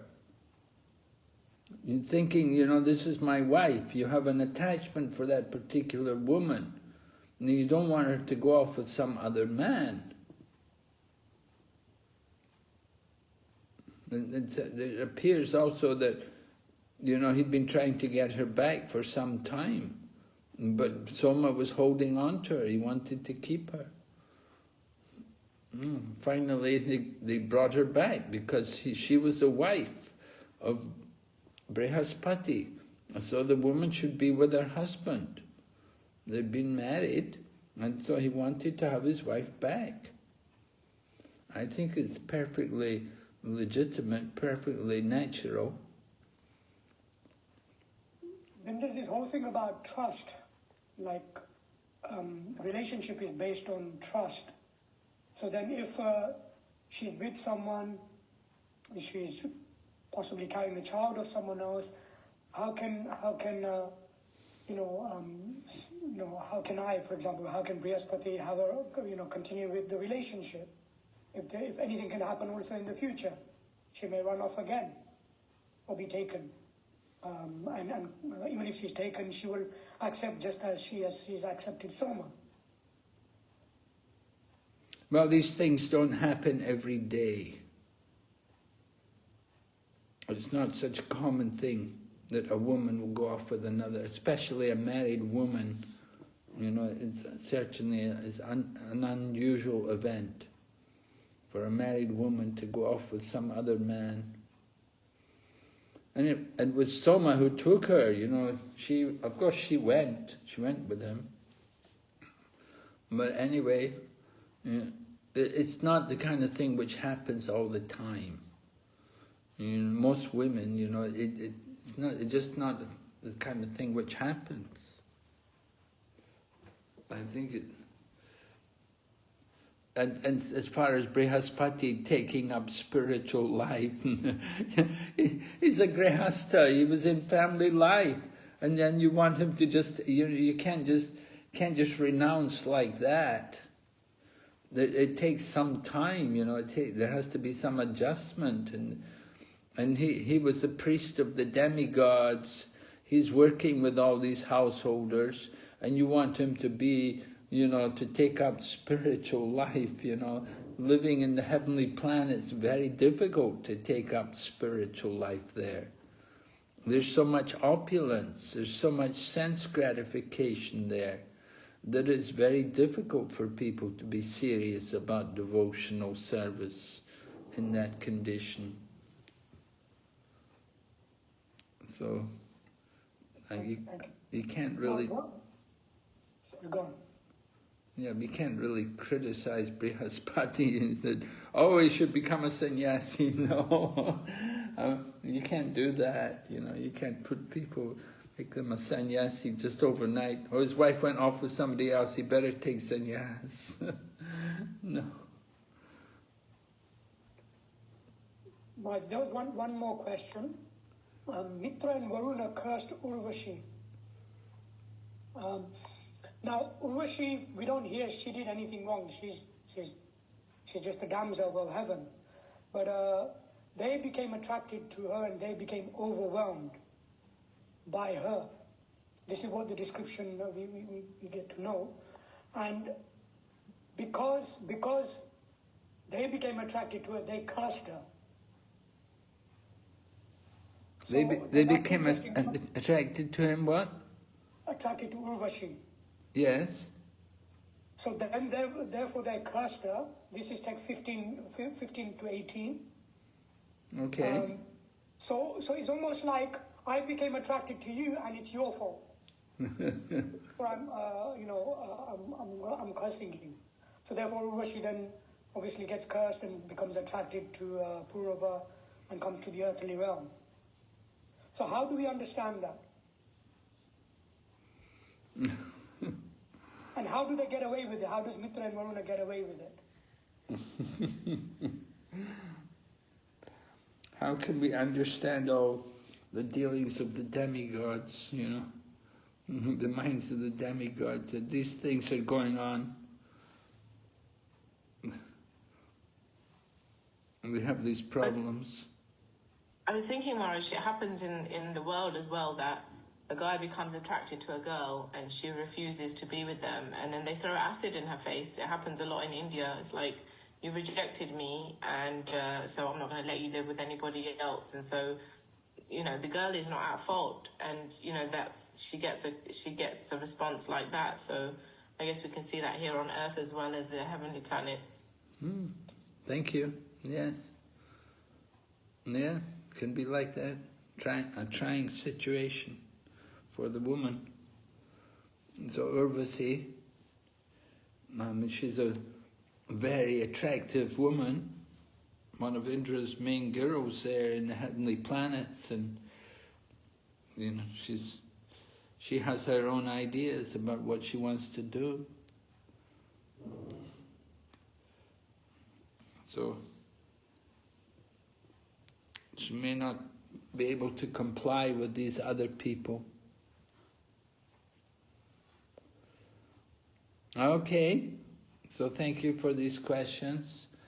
So we hear anyway, Pururava and Urvasi, they're very happy together and they're moving around. They're going to different places where the demigods go to enjoy. You know, just like on this planet, people like to go to, sometimes they go to beach resorts and sometimes they go to mountain areas, go up the mountains and enjoy in the somewhere up in the mountains, especially in the summertime, to get away from the heat. They go up into the mountains and enjoy the cooler atmosphere. And so similarly, Pururava and Urvasi are traveling around and enjoying each other's company. And they enjoy together for many days. But then after some time, Indra is wondering what happened to Urvasi. Without Urvasi, my assembly is no longer beautiful.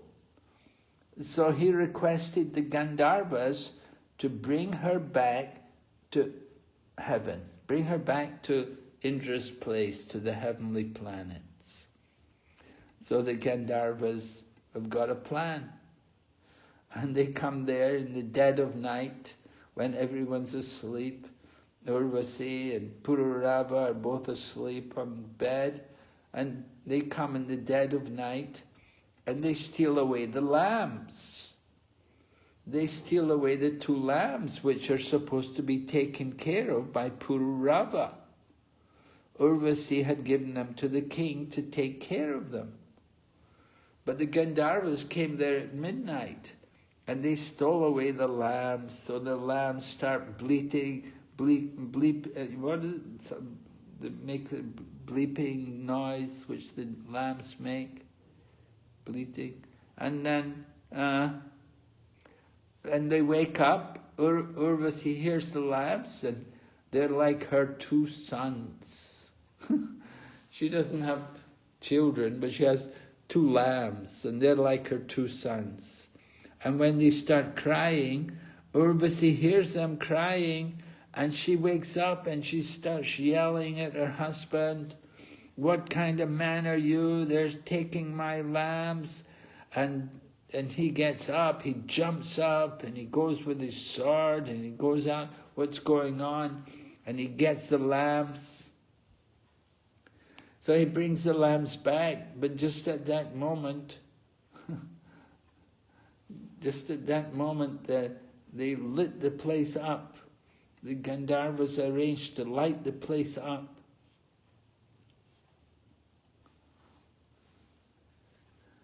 Right? Pururava's jumping up out of bed, takes his sword and goes after the lambs. And he comes back with the lambs, and the Gandharvas shine a light. And Pururava is not properly dressed, he's naked. And so Urvasi immediately disappears. Although he was coming with the lambs in his hand, because he was naked, she immediately left that place. And so Pururava was completely devastated. Urvasi left him, and he was left all alone. Well, I guess the lambs also went. I don't know what happened to the lambs. I guess they also went with Urvasi. Anyway, he's completely attached to her, and he cannot why she's left me, why is she gone? And he's traveling about the earth like a madman, looking for her. He cannot find Urvasi anywhere. And he's so attached to her. And he's traveling all over the world looking for her. So then one day, somehow it happens, one time, on the bank of the Saraswati at Kurukshetra, he sees Urvasi with 5 companions. So he's so happy when he sees her, he's overjoyed, and he pleads with her, "Oh, please stay with me. I have never made you happy until now, but you should don't give me up. This is not proper. Let us talk for some time." He really wants to get Urvasi back. And he calls her, "Oh goddess, now that you have refused me, my beautiful body will fall down here. It will be eaten by foxes and vultures." So Urvasi has some interesting words to say to Pururava. She's got something very, very heavy to say to Pururava. And she says to him, "My dear king, you are a man, a hero. Don't be impatient and give up your life.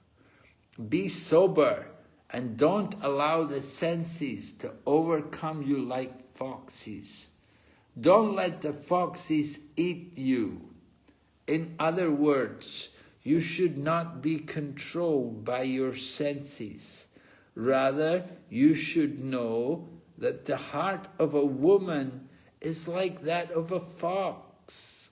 There is no use making friendship with women." So, this is this is Urvasi speaking to Pururava.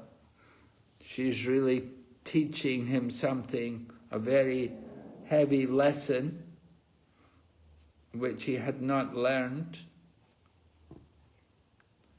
Of course, she's a woman from the heavenly planets.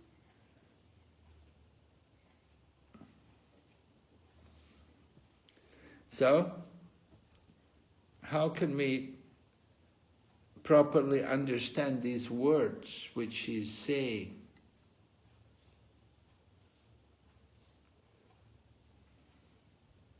She said, "The heart of a woman is like that of a fox. There's no use making friendship with women." How should we take this kind of talk? How should we not take it? And how should we take it?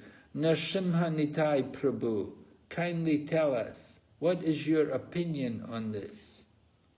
Regarding what, Maharaj? Huh? Regarding what? You're not following the class, huh? I'm listening class, Maharaj, regarding Urvashi and Pururava. So, Okay, so Urvasi said, you should know that the heart of a woman is like that of a fox. There's no use making friendship with women.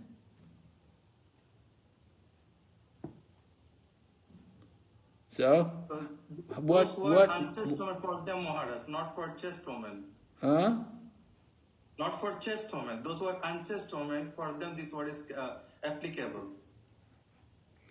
Well, who is a chaste and who is not chaste woman?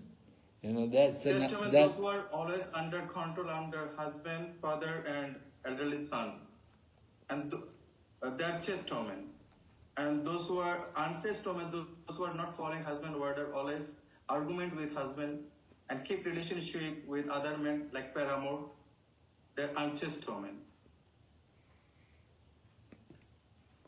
Well, she says, she doesn't say about anything about chaste. She just said the heart of a woman is like that of a fox. Yes, Maharaj. But Maharaj, here is regarding chaste and unchaste, because woman's heart is like a fox. But if they are under control, then they will not become like a fox. They will be chest moment, and they will be in like flower. Flower is looking beautiful in garden. If we pick up the flower, keep in room in one tub, it slowly becomes thin, not looking beautiful. Just women always should be in home, taking care of children and taking care of husband. If they goes outside, their beauty decreases. They become shameless. They never respect their husband, even they will not respect elders. We are seeing in our community also.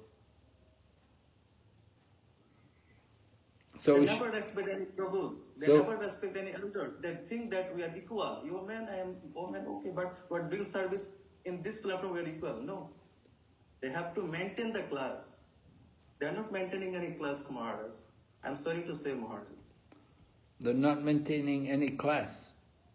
No. They are thinking we are equal. Vishwasanaiva kartabam istri suraja kulesi. Like Mother Kunti, they are just women. Draupadi, they are just women. They always under guidance like Vishwadev and Pitamaha and Dhritarashtra. She was always under protection. Although she is Kshatriya woman, she had quality to fight, but she was under protection, under superior guidance. What do you think, Sumati? Do you agree with this?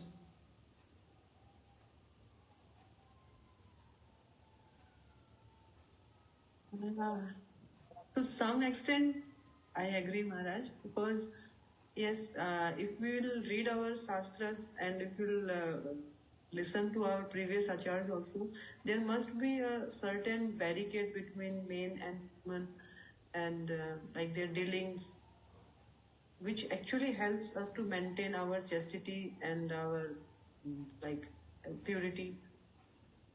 To some extent, I agree, Maharaj. Okay. When saintly person, they used to perform their austerity, they used to go to forest. And Indra become agitated. He sent Urvashi to disturb their sadhana. But in this age of Kali, now Apsara not coming from heavenly planet, Apsara coming from America, England, and Russia, and different countries to agitated good devotee's mind. And they get married. Then husband goes to America for earning money, and wife in Kolkata goes to nightclub for dancing. This is happening. Modern day Afsara is this. Every moment she's tinkling and... This mobile is our great enemy. It says for man, second wife, for woman, second husband. Yes, this is true. That's why we have to follow Shastric injunction. We have to apply in our personal life, and everyone will become better. Okay, somebody else has got their hand up here. Yes, I wanted to say also like Narsimha Nitai Prabhu said that in Lord Brahma creation we have two kind of women, the chaste class and the unchaste class. So that's one point. And another point that I want to make is that one thing Srila Prabhupada said to one female devotee, he's saying all the things, and also that the women are not so intelligent.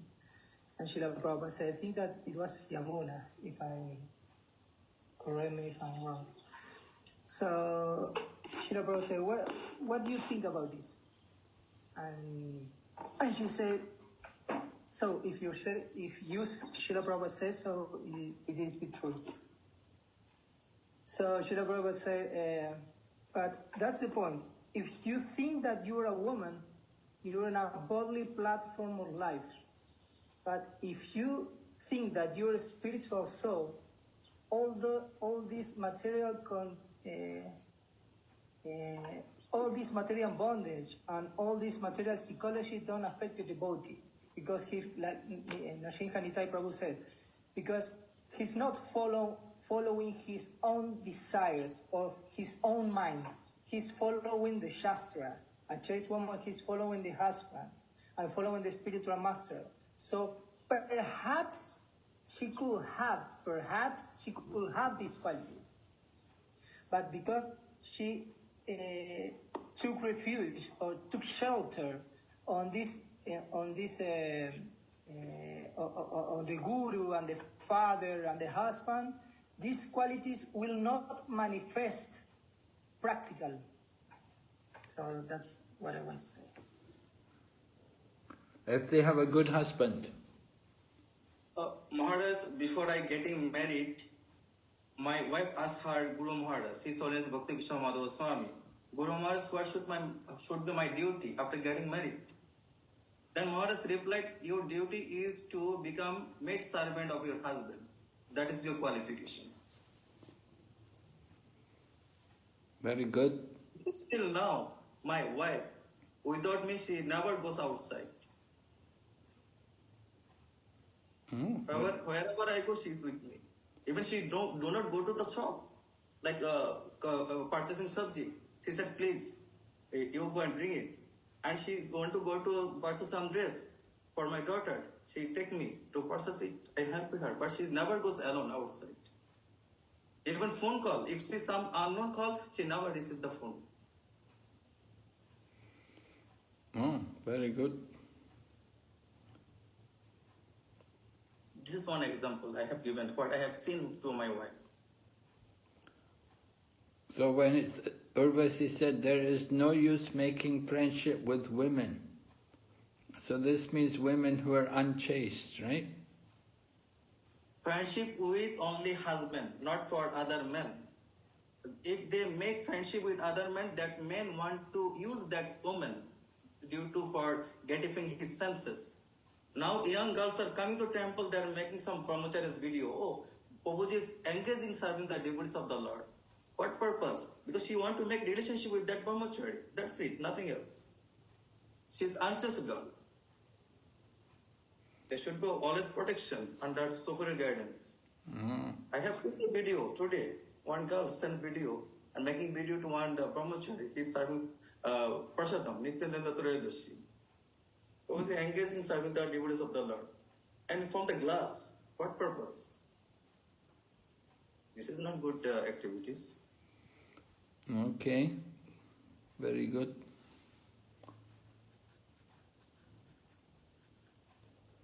Sorry, Maharaj. All right, anybody else want to add anything on this? Prabhupada quotes Chanakya Pandit, never place your faith in a woman or a politician.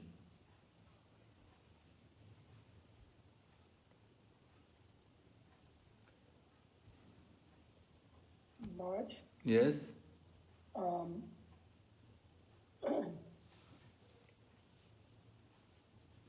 Generally women, you could say just like some cute animal like a fox. You know, foxes are quite small, they're quite cute, you know, with their kind of, brown, orange kind of hair, sometimes black, whatever like that.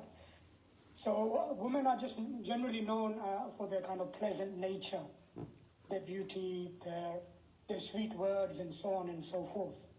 So what I understand is from what devotees have explained when we were going through these verses is that all this beauty, pleasantry, sweetness may be there, but when a woman cannot get their own way, then that other side also is there, like that.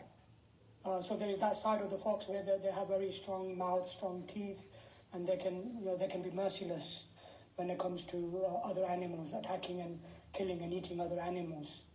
So that's what I understand when this verse says woman's nature is like a fox. Yeah. So one shouldn't be bewildered by the cuteness, the sweetness, the pleasantries, and so on and so forth. Just as men have their hidden nature, well, men are not so good at hiding. Maybe Krishna hasn't given that. Usually they're just kind of very blunt and straightforward and bold and without shame. But women have that somehow. But there's the same nature is there as a man, and it could come out. Like here, or she's coming out, or she's explaining. There is that same nature as a man in a woman as well. Okay. Yeah, good. Yeah, some good points. Yeah. And then Maharaj, this, I don't know what you think about this. One devotee was saying that this statement by Chanakya Pandit about one should not trust a woman or politician, I just wanted to hear your thoughts. He said that these women that Chanakya Pandit is referring to are women who are employed in politics. Meaning that sometimes the kings and the ministers would hire women to somehow overpower the opposing party, the enemies, to seduce them and so on and so forth. So this statement, therefore, because Chanakya Pandit was more or less like a minister, an advisor. So therefore this statement is there. So I don't know if you had any thoughts on that. Yeah, well, generally we say, you know, a woman or a politician, mean not devotee women. People who are not devotees. The politicians and women in general, not devotee. We don't put our faith in non-devotees. So this statement applies to people who are not devotees. And Chanakya Pandit himself wasn't really a devotee, Prabhupada said. He was more of a politician, he was more of a minister, an advisor to the government. So yeah, but putting faith in people, they should be trustworthy. And the standard of trust, we put trust in someone who is a devotee, who is faithful to the principles of spiritual practice.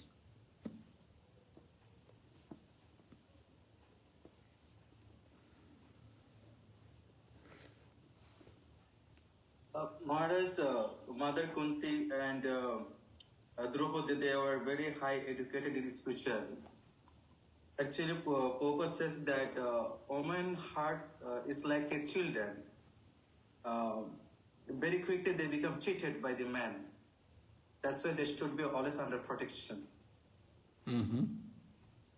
Yeah, women should be protected, right? So Prabhupada talks about the position of women. He quotes Bhagavad Gita, Striya Vaishyas Tata Sudras. You know, Kali Yuga, we're all fallen. We're all Sudra and lower. So when it's the Striya Vaishyas Tata Sudra, we're all Sudra and so Te Paranti Paramgatim, they can all achieve the supreme destination. On the spiritual platform, they can all be elevated to Krishna consciousness. Doesn't matter what their position. Anyway, Prabhupada said, Urvasi was a woman, she knows the nature of women. And said a woman's heart is like a sly fox. If a man cannot control his senses, he becomes a victim of the sly fox. So again, this problem, the men have a duty to control their senses. Otherwise, they will definitely have a problem. Some people will take advantage of them. And Prabhupada quotes Chanakya again. He said, if you have a wife who's like a sly fox, then better you go to the forest. It'd be better than living at home. So he said, Krishna-conscious grihastas must be very careful of the sly fox woman. Woman at home is obedient and follows her husband, the home is welcome. Right? As you were saying, some of you, like Nrsimhanita, your wife is very obedient, like that. And so very good. Otherwise, you should give up the home and go to the forest. And then here you can see Prahlad Maharaj told his father like that. Prahlad Maharaj told his father that better you go and live in the forest. Vanam gato yad dharam ashrayeta. Advabma papam griham andakupam. Right? If your home is like a blind well, better you go and live in the forest. And there in the forest, take shelter of the Lord.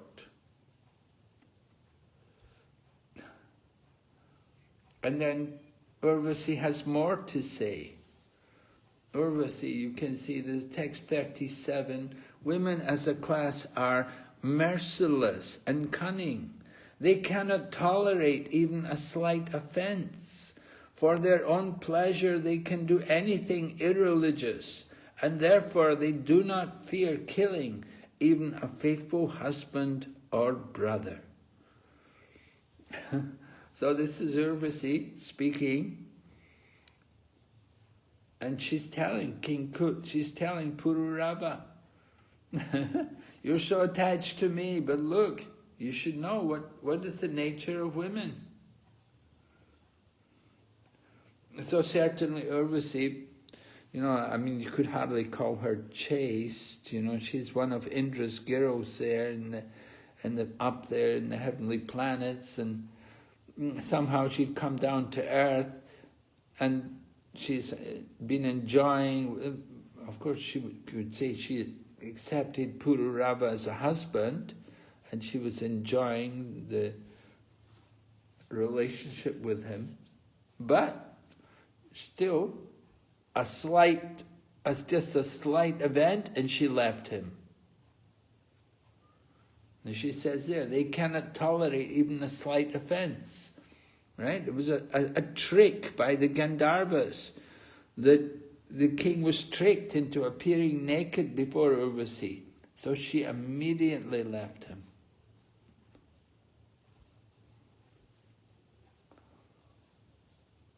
So her husband made only a slight offense, but she left him. And she said, sometimes the woman will even kill. Sometimes it happens like that. Sometimes the man may kill the woman, sometimes the woman may kill the man. So Prabhupada said, in material world, unless women are trained to be chaste and faithful to their husbands, there cannot be peace and prosperity in society. So sometimes some people are very lucky. The women are very chaste and faithful, so they can live peacefully. Not everyone. Okay, 38 goes on, more about women. Women are easily seduced by men. Therefore, polluted women give up the friendship of a man who is their well-wisher and establish false friendship among fools. Indeed, they seek newer and newer friends, one after another. So this is Urvasi. She's talking about her own self. Her own nature is like that. She gave up the friendship of Pururava, who was her well-wisher, and she's got new friends. So that's why women should be protected. They should not be given freedom. They're meant to be taken care of. But they say men and women are equal. In Prabhupada's time, you had the women's liberation movement, and they were coming and talking to Prabhupada and telling Prabhupada women are equal to men. And Prabhupada was talking about the woman's brain being different, very small compared to the man's brain. Of course, people, they didn't know this.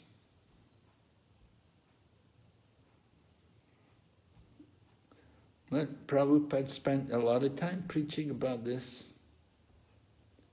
trying to get women to understand they're meant to be taken care of. But women want to be equal. They want to go to work. Prabhupada said, the men cheated the women. They told the women, you're equal, you also go to work. So the poor woman has to go to work at the same time. It's the woman who has the baby. When they want a baby, it's the woman who gets pregnant, and at the same time she's supposed to go to work.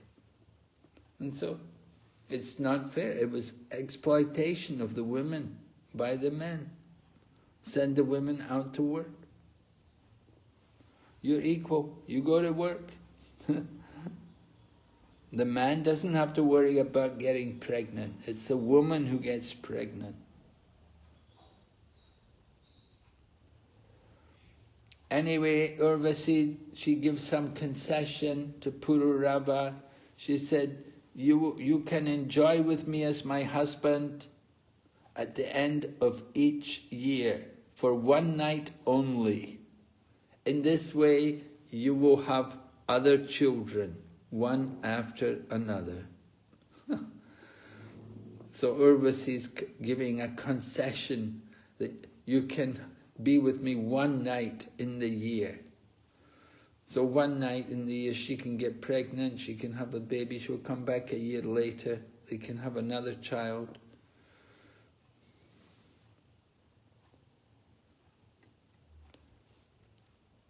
So it often happens, a lot of marriages break up. It's the woman. The woman leaves the man. She doesn't want to be with the man. She'll go off. Not all the time, but a lot of the time.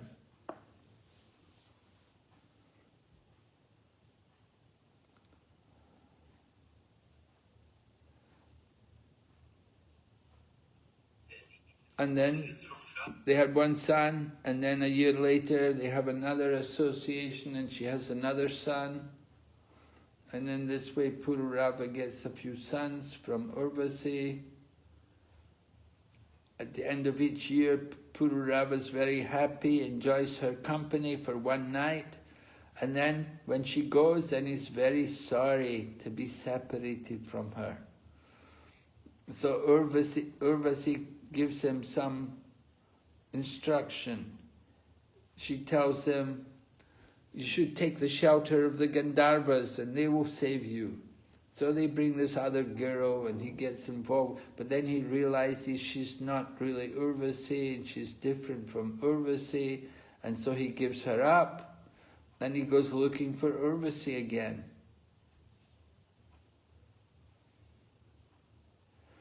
And we hear how it happened, that it came Treta Yuga. The Treta millennium began. In the course of his meditation, the Treta millennium. And then at that time, they did some yajna to fulfill desires.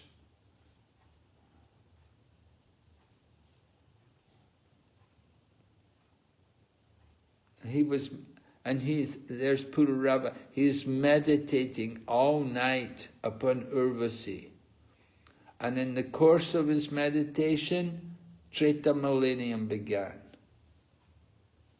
So Treta millennium, the process of yajna is there. Right? In the Treta Yuga you can do yajna. So, he does the yajna. Of course, it said Pururava was a materialistic man, especially interested in enjoying the senses. And yajna, for enjoyment of the senses, are called karma kanda yajnas. So he wanted to do karma kanda yajna. He didn't want to do a yajna to satisfy the Supreme Lord. Prabhupada said, real yajna, Kali Yuga, is Sankirtan yajna. Yagnai Sankirtan Praya Yajantihi Sumedasa. Intelligent people in the Kali Yuga, they will do the Sankirtan yajna. Perform Sankirtan, not some karma kandi practice for sense gratification.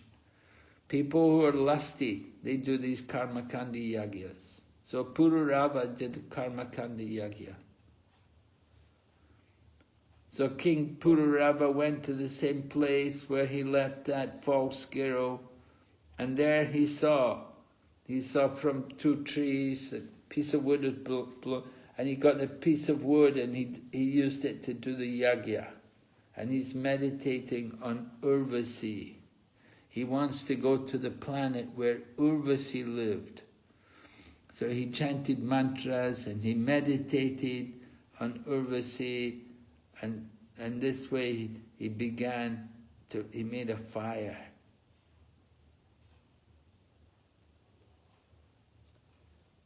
he rubbed two pieces of wood together, made a fire. And so he did the yajna. By such a fire, you can succeed. All your desires can be fulfilled. And it describes, according to the Vedas, there are 3 different kinds of sons. One son you can get naturally through marriage. You conceive a child in the womb of your wife by semen. Another way you get a son is you have a disciple, a bona fide disciple through initiation. And the third way you get a son or a disciple through yajna, through the fire of sacrifice. So in this way, Pururava, he generated the fire by yajna. And the fire became his son.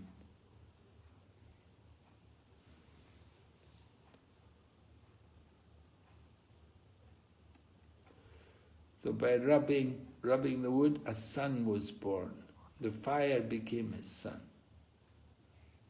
So then by that fire, Pururava, he wants to go to the planet where Urvasi stays. And he does a sacrifice to satisfy the Supreme Lord.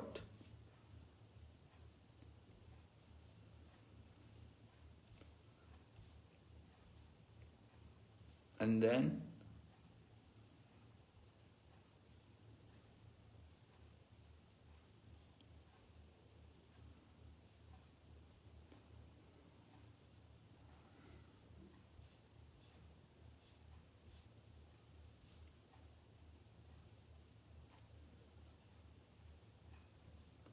in the final verse, text 49, you can see, at the beginning of Treta Yuga, King Pururava did a karma kanda sacrifice.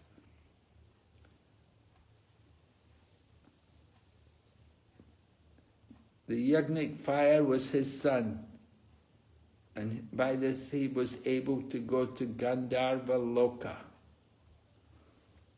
Urvasi came from Gandharva Loka, so Pururava wanted to go there. He considered the yajnic fire his son.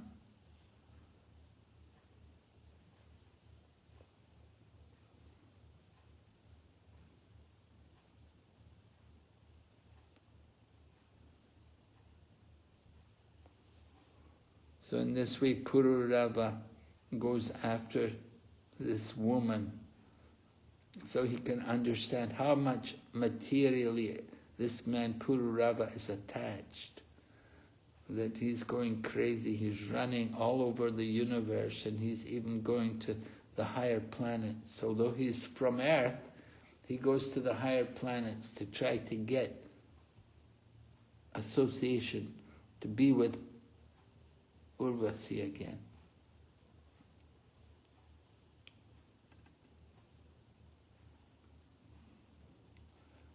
Okay, so I didn't go through each and every verse. We took the highlights, the main parts of the verse. Any questions on this?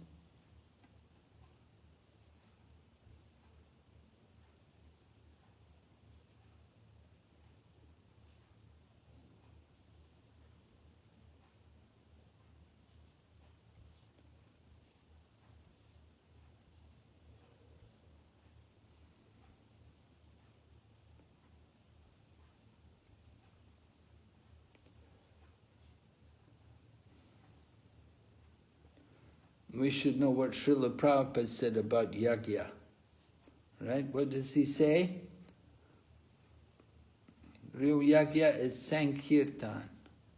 In the Kali Yuga, there's only one yajna which is really effective, and that is Sankirtan.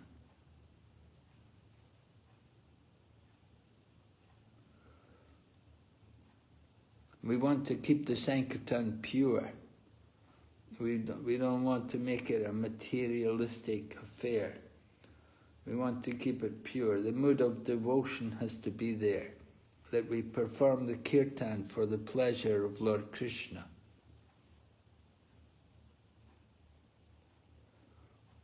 Pururava did Karmakanda Yagya, so he could go up to Gandharva Loka, just so he could chase after his woman, Urvasi. But she's already told him very clearly what is the nature of women. And certainly she's describing her own self.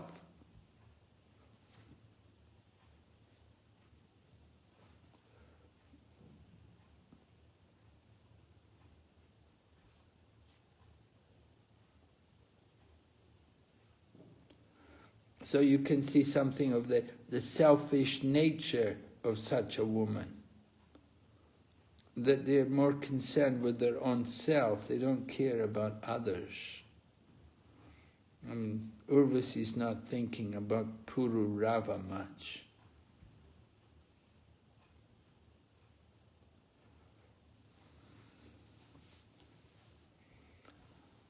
And you can see also the danger. You get involved with a woman from heaven, she has to go back to heaven. Indra wants to bring her back. It's a problem. You can't keep her with you forever, for long. For some time, you can't. For some time he could enjoy, but he's chasing after her, and he's even going to Gandharva Loka to try to be with her more. So this is the nature of lust. It burns like fire and never satisfied.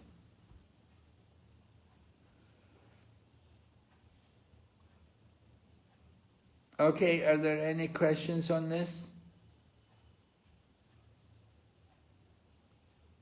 Maharaj? Yes?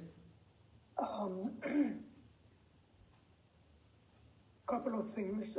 First one is in text 39, Urvashi is now promising that yes, I'll be able to be with you for one night, and then she goes on that in this way you'll be able to have other children. Does that mean she already had some children with Pururava? Yeah, well, it said like that, right? The next verse said,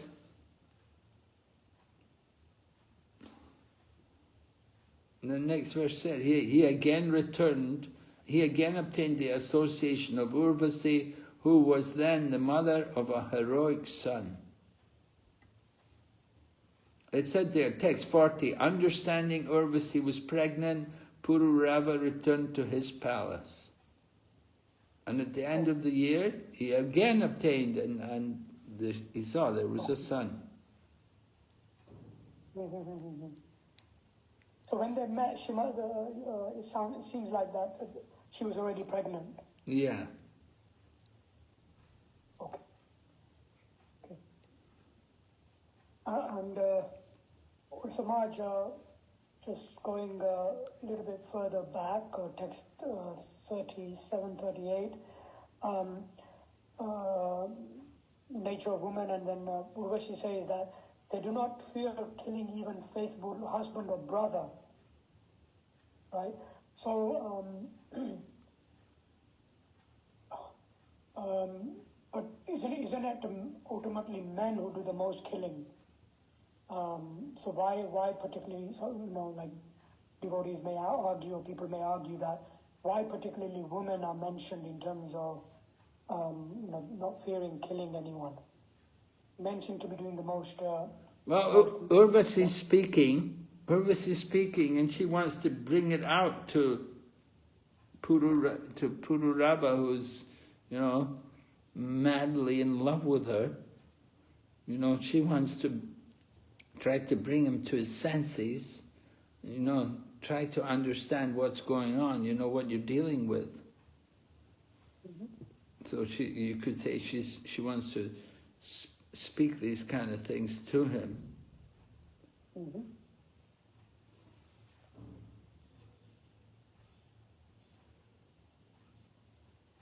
And certainly she behaved like that. A little offense, and she immediately left him.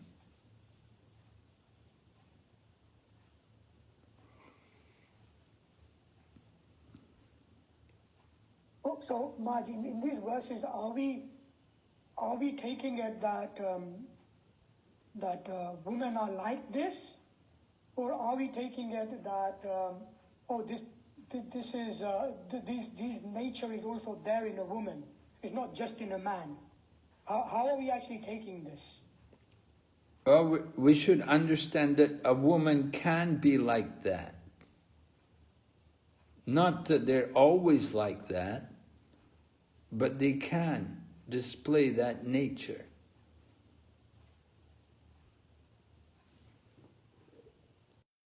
Right?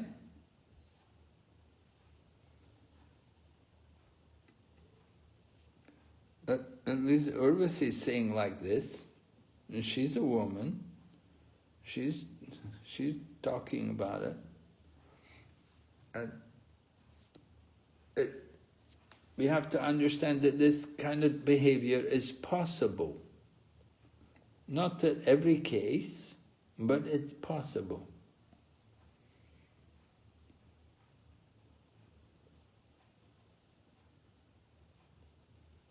Maharaj, Urvashi was not a chaste woman.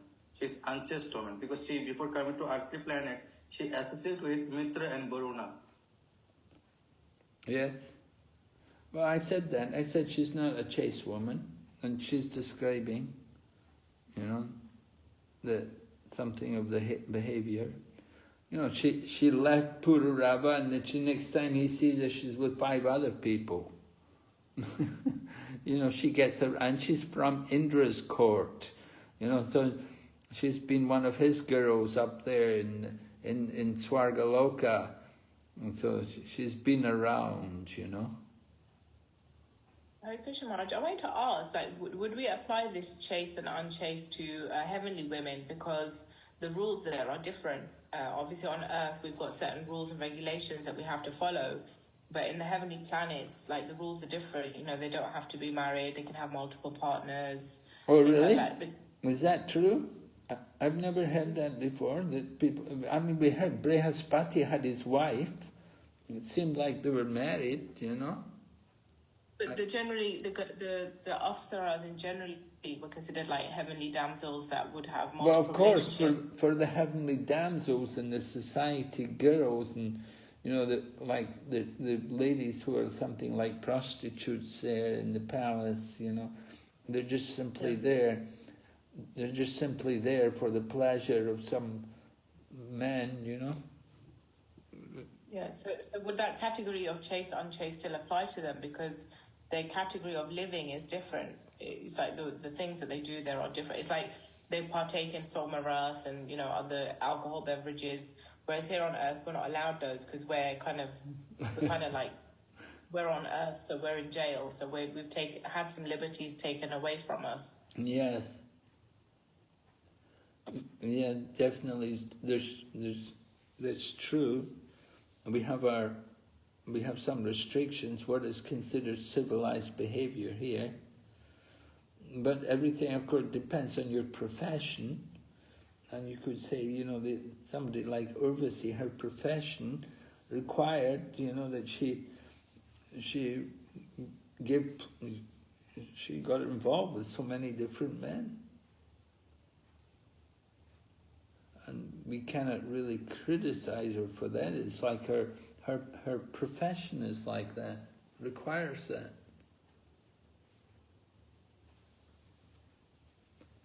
So you could say, Also, yeah, society women there in heavenly planets, yeah, you can't expect them to be chaste.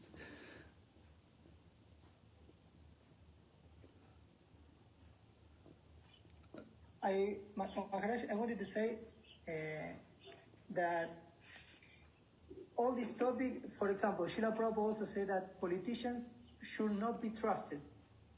For example, she said also that scientists are rascals. Philosophers are also rascal and just speculate. And it's not that Srila Prabhupada only say things about women, but the main point, like Your Holiness said, is not like all the scientists are rascals. all the philosophers are speculators. All the women are no intelligent. The main point is Srila Prabhupada when says things like that is they talking about no devotees, common people, because it could be also a scientist says Srila Prabhupada is discriminating the scientists, or a politician will say Chaitanya Pandit discriminate the politicians. We're not all like this. We have Yudhishthir Maharaj, or we have like Nrsimha Nitai Prabhu said, Kunti Devi, Draupadi, a chess woman, and philosophers. We have a lot of big philosophers in India and different parts. Socrates, Srila Prabhupada saying that he was a good man. So I think that the main point is that Srila Prabhupada is talking about no devotees, because no devotees are not trusty, because they conduct themselves by their own senses, by their own mind, and not by Shastras or Krishna's mind. That's the main point that I wanted to say. Okay, yeah, we agreed with that. Non-devotees, yeah, that this is more the proper understanding. This kind of talking, this is in relation to non-devotees. At the same time, we would be cautious about presenting it to non-devotees like that. You know, Urvasi can say it because she's a woman; she can criticize herself. But for somebody else, if we were to say it, and if some man is to say it, to criticize, then it will be, it will not be appreciated. It will not be taken very well.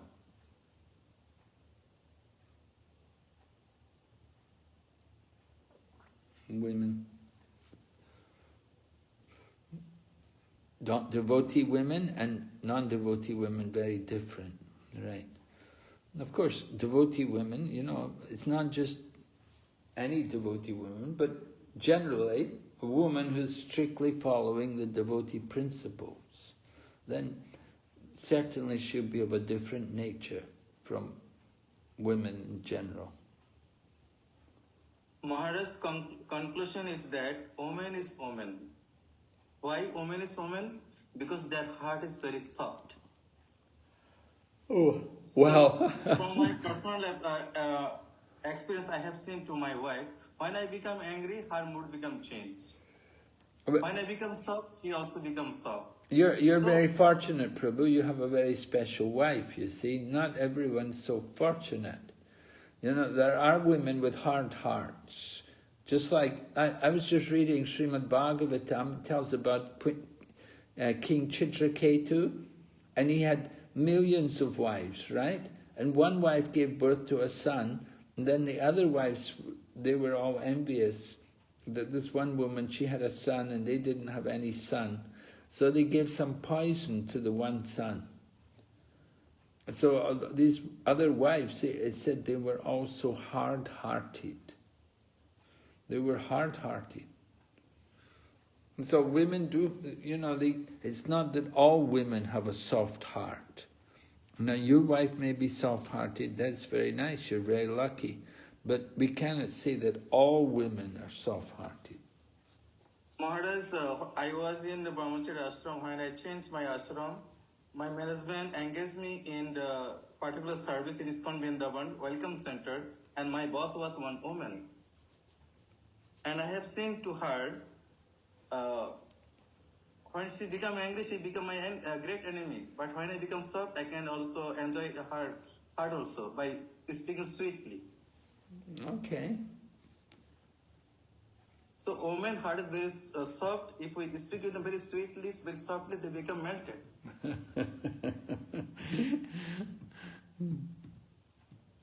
Okay. Not only one, two. I have checked several women, several Mataji. When we speak very sweetly, they become very sweet. When we change our mood, their mood also becomes changed. Okay.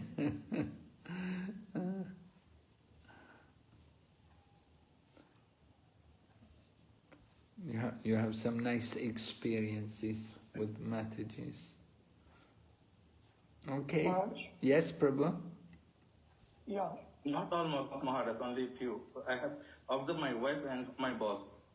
Now I have no boss, only my wife and me. Yeah, go ahead, Prabhu.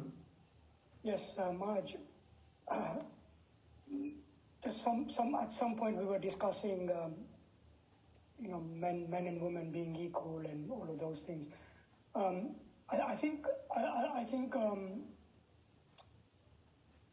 it's more about equal opportunities. That's what they're pushing at the moment. That it's not that necessarily that men and women are equal, but it's more that both men and women should have equal opportunities.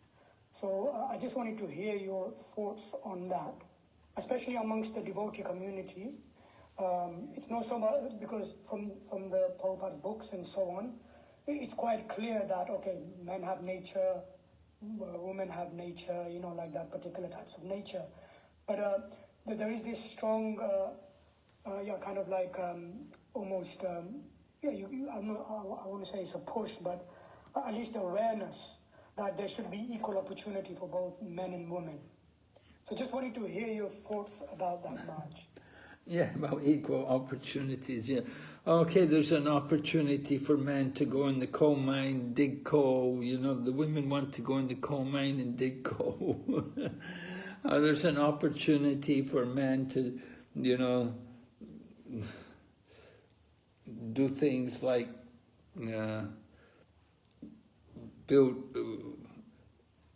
put up big buildings and climb up skyscraper buildings and do all kinds of construction.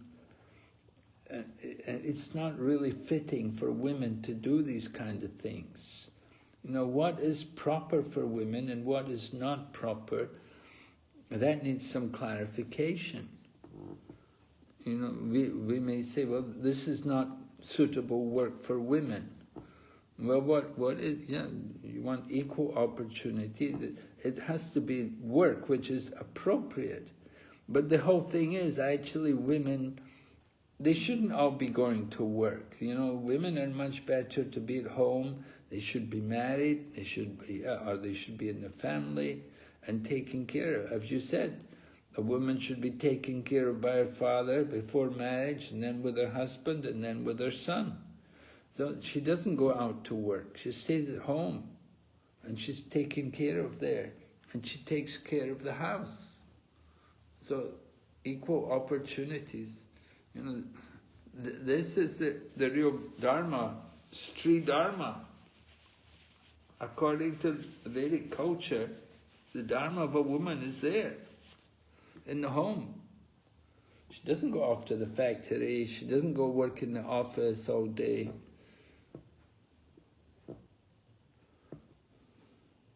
She can work at home.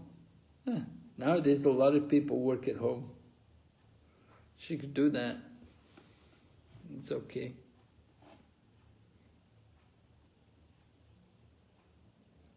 Imagine kind of staying at home, becoming the maidservant of the husband, looking after the children. It doesn't sound so heroic.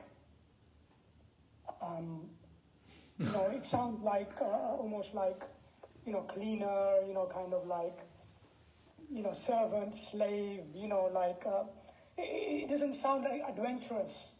It doesn't sound heroic. It doesn't sound like, Well, we said women have to be protected.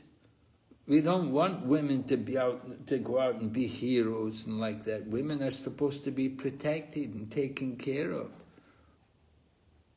That is how it's meant to be. And Grihastha Ashram is like that. The husband's meant to protect the wife, take care of her. She's not meant to be a hero. She's not meant to go out there and have adventure and stuff. Women go out there, they get exploited, they get taken advantage of. So isn't that a problem with the men?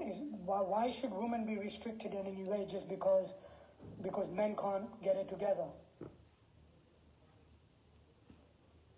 Well, men are much more able usually to get things together than women. Usually the men are considered more capable, Usually the women need some help to do things.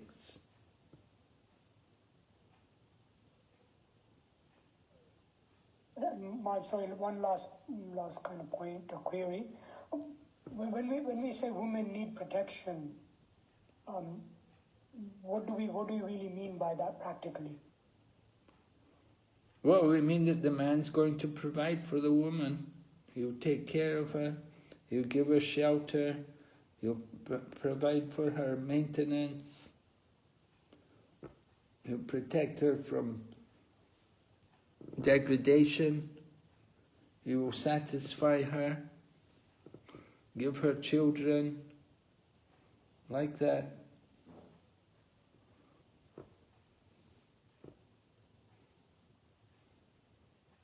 Thank you much. Okay. Are there any other questions there?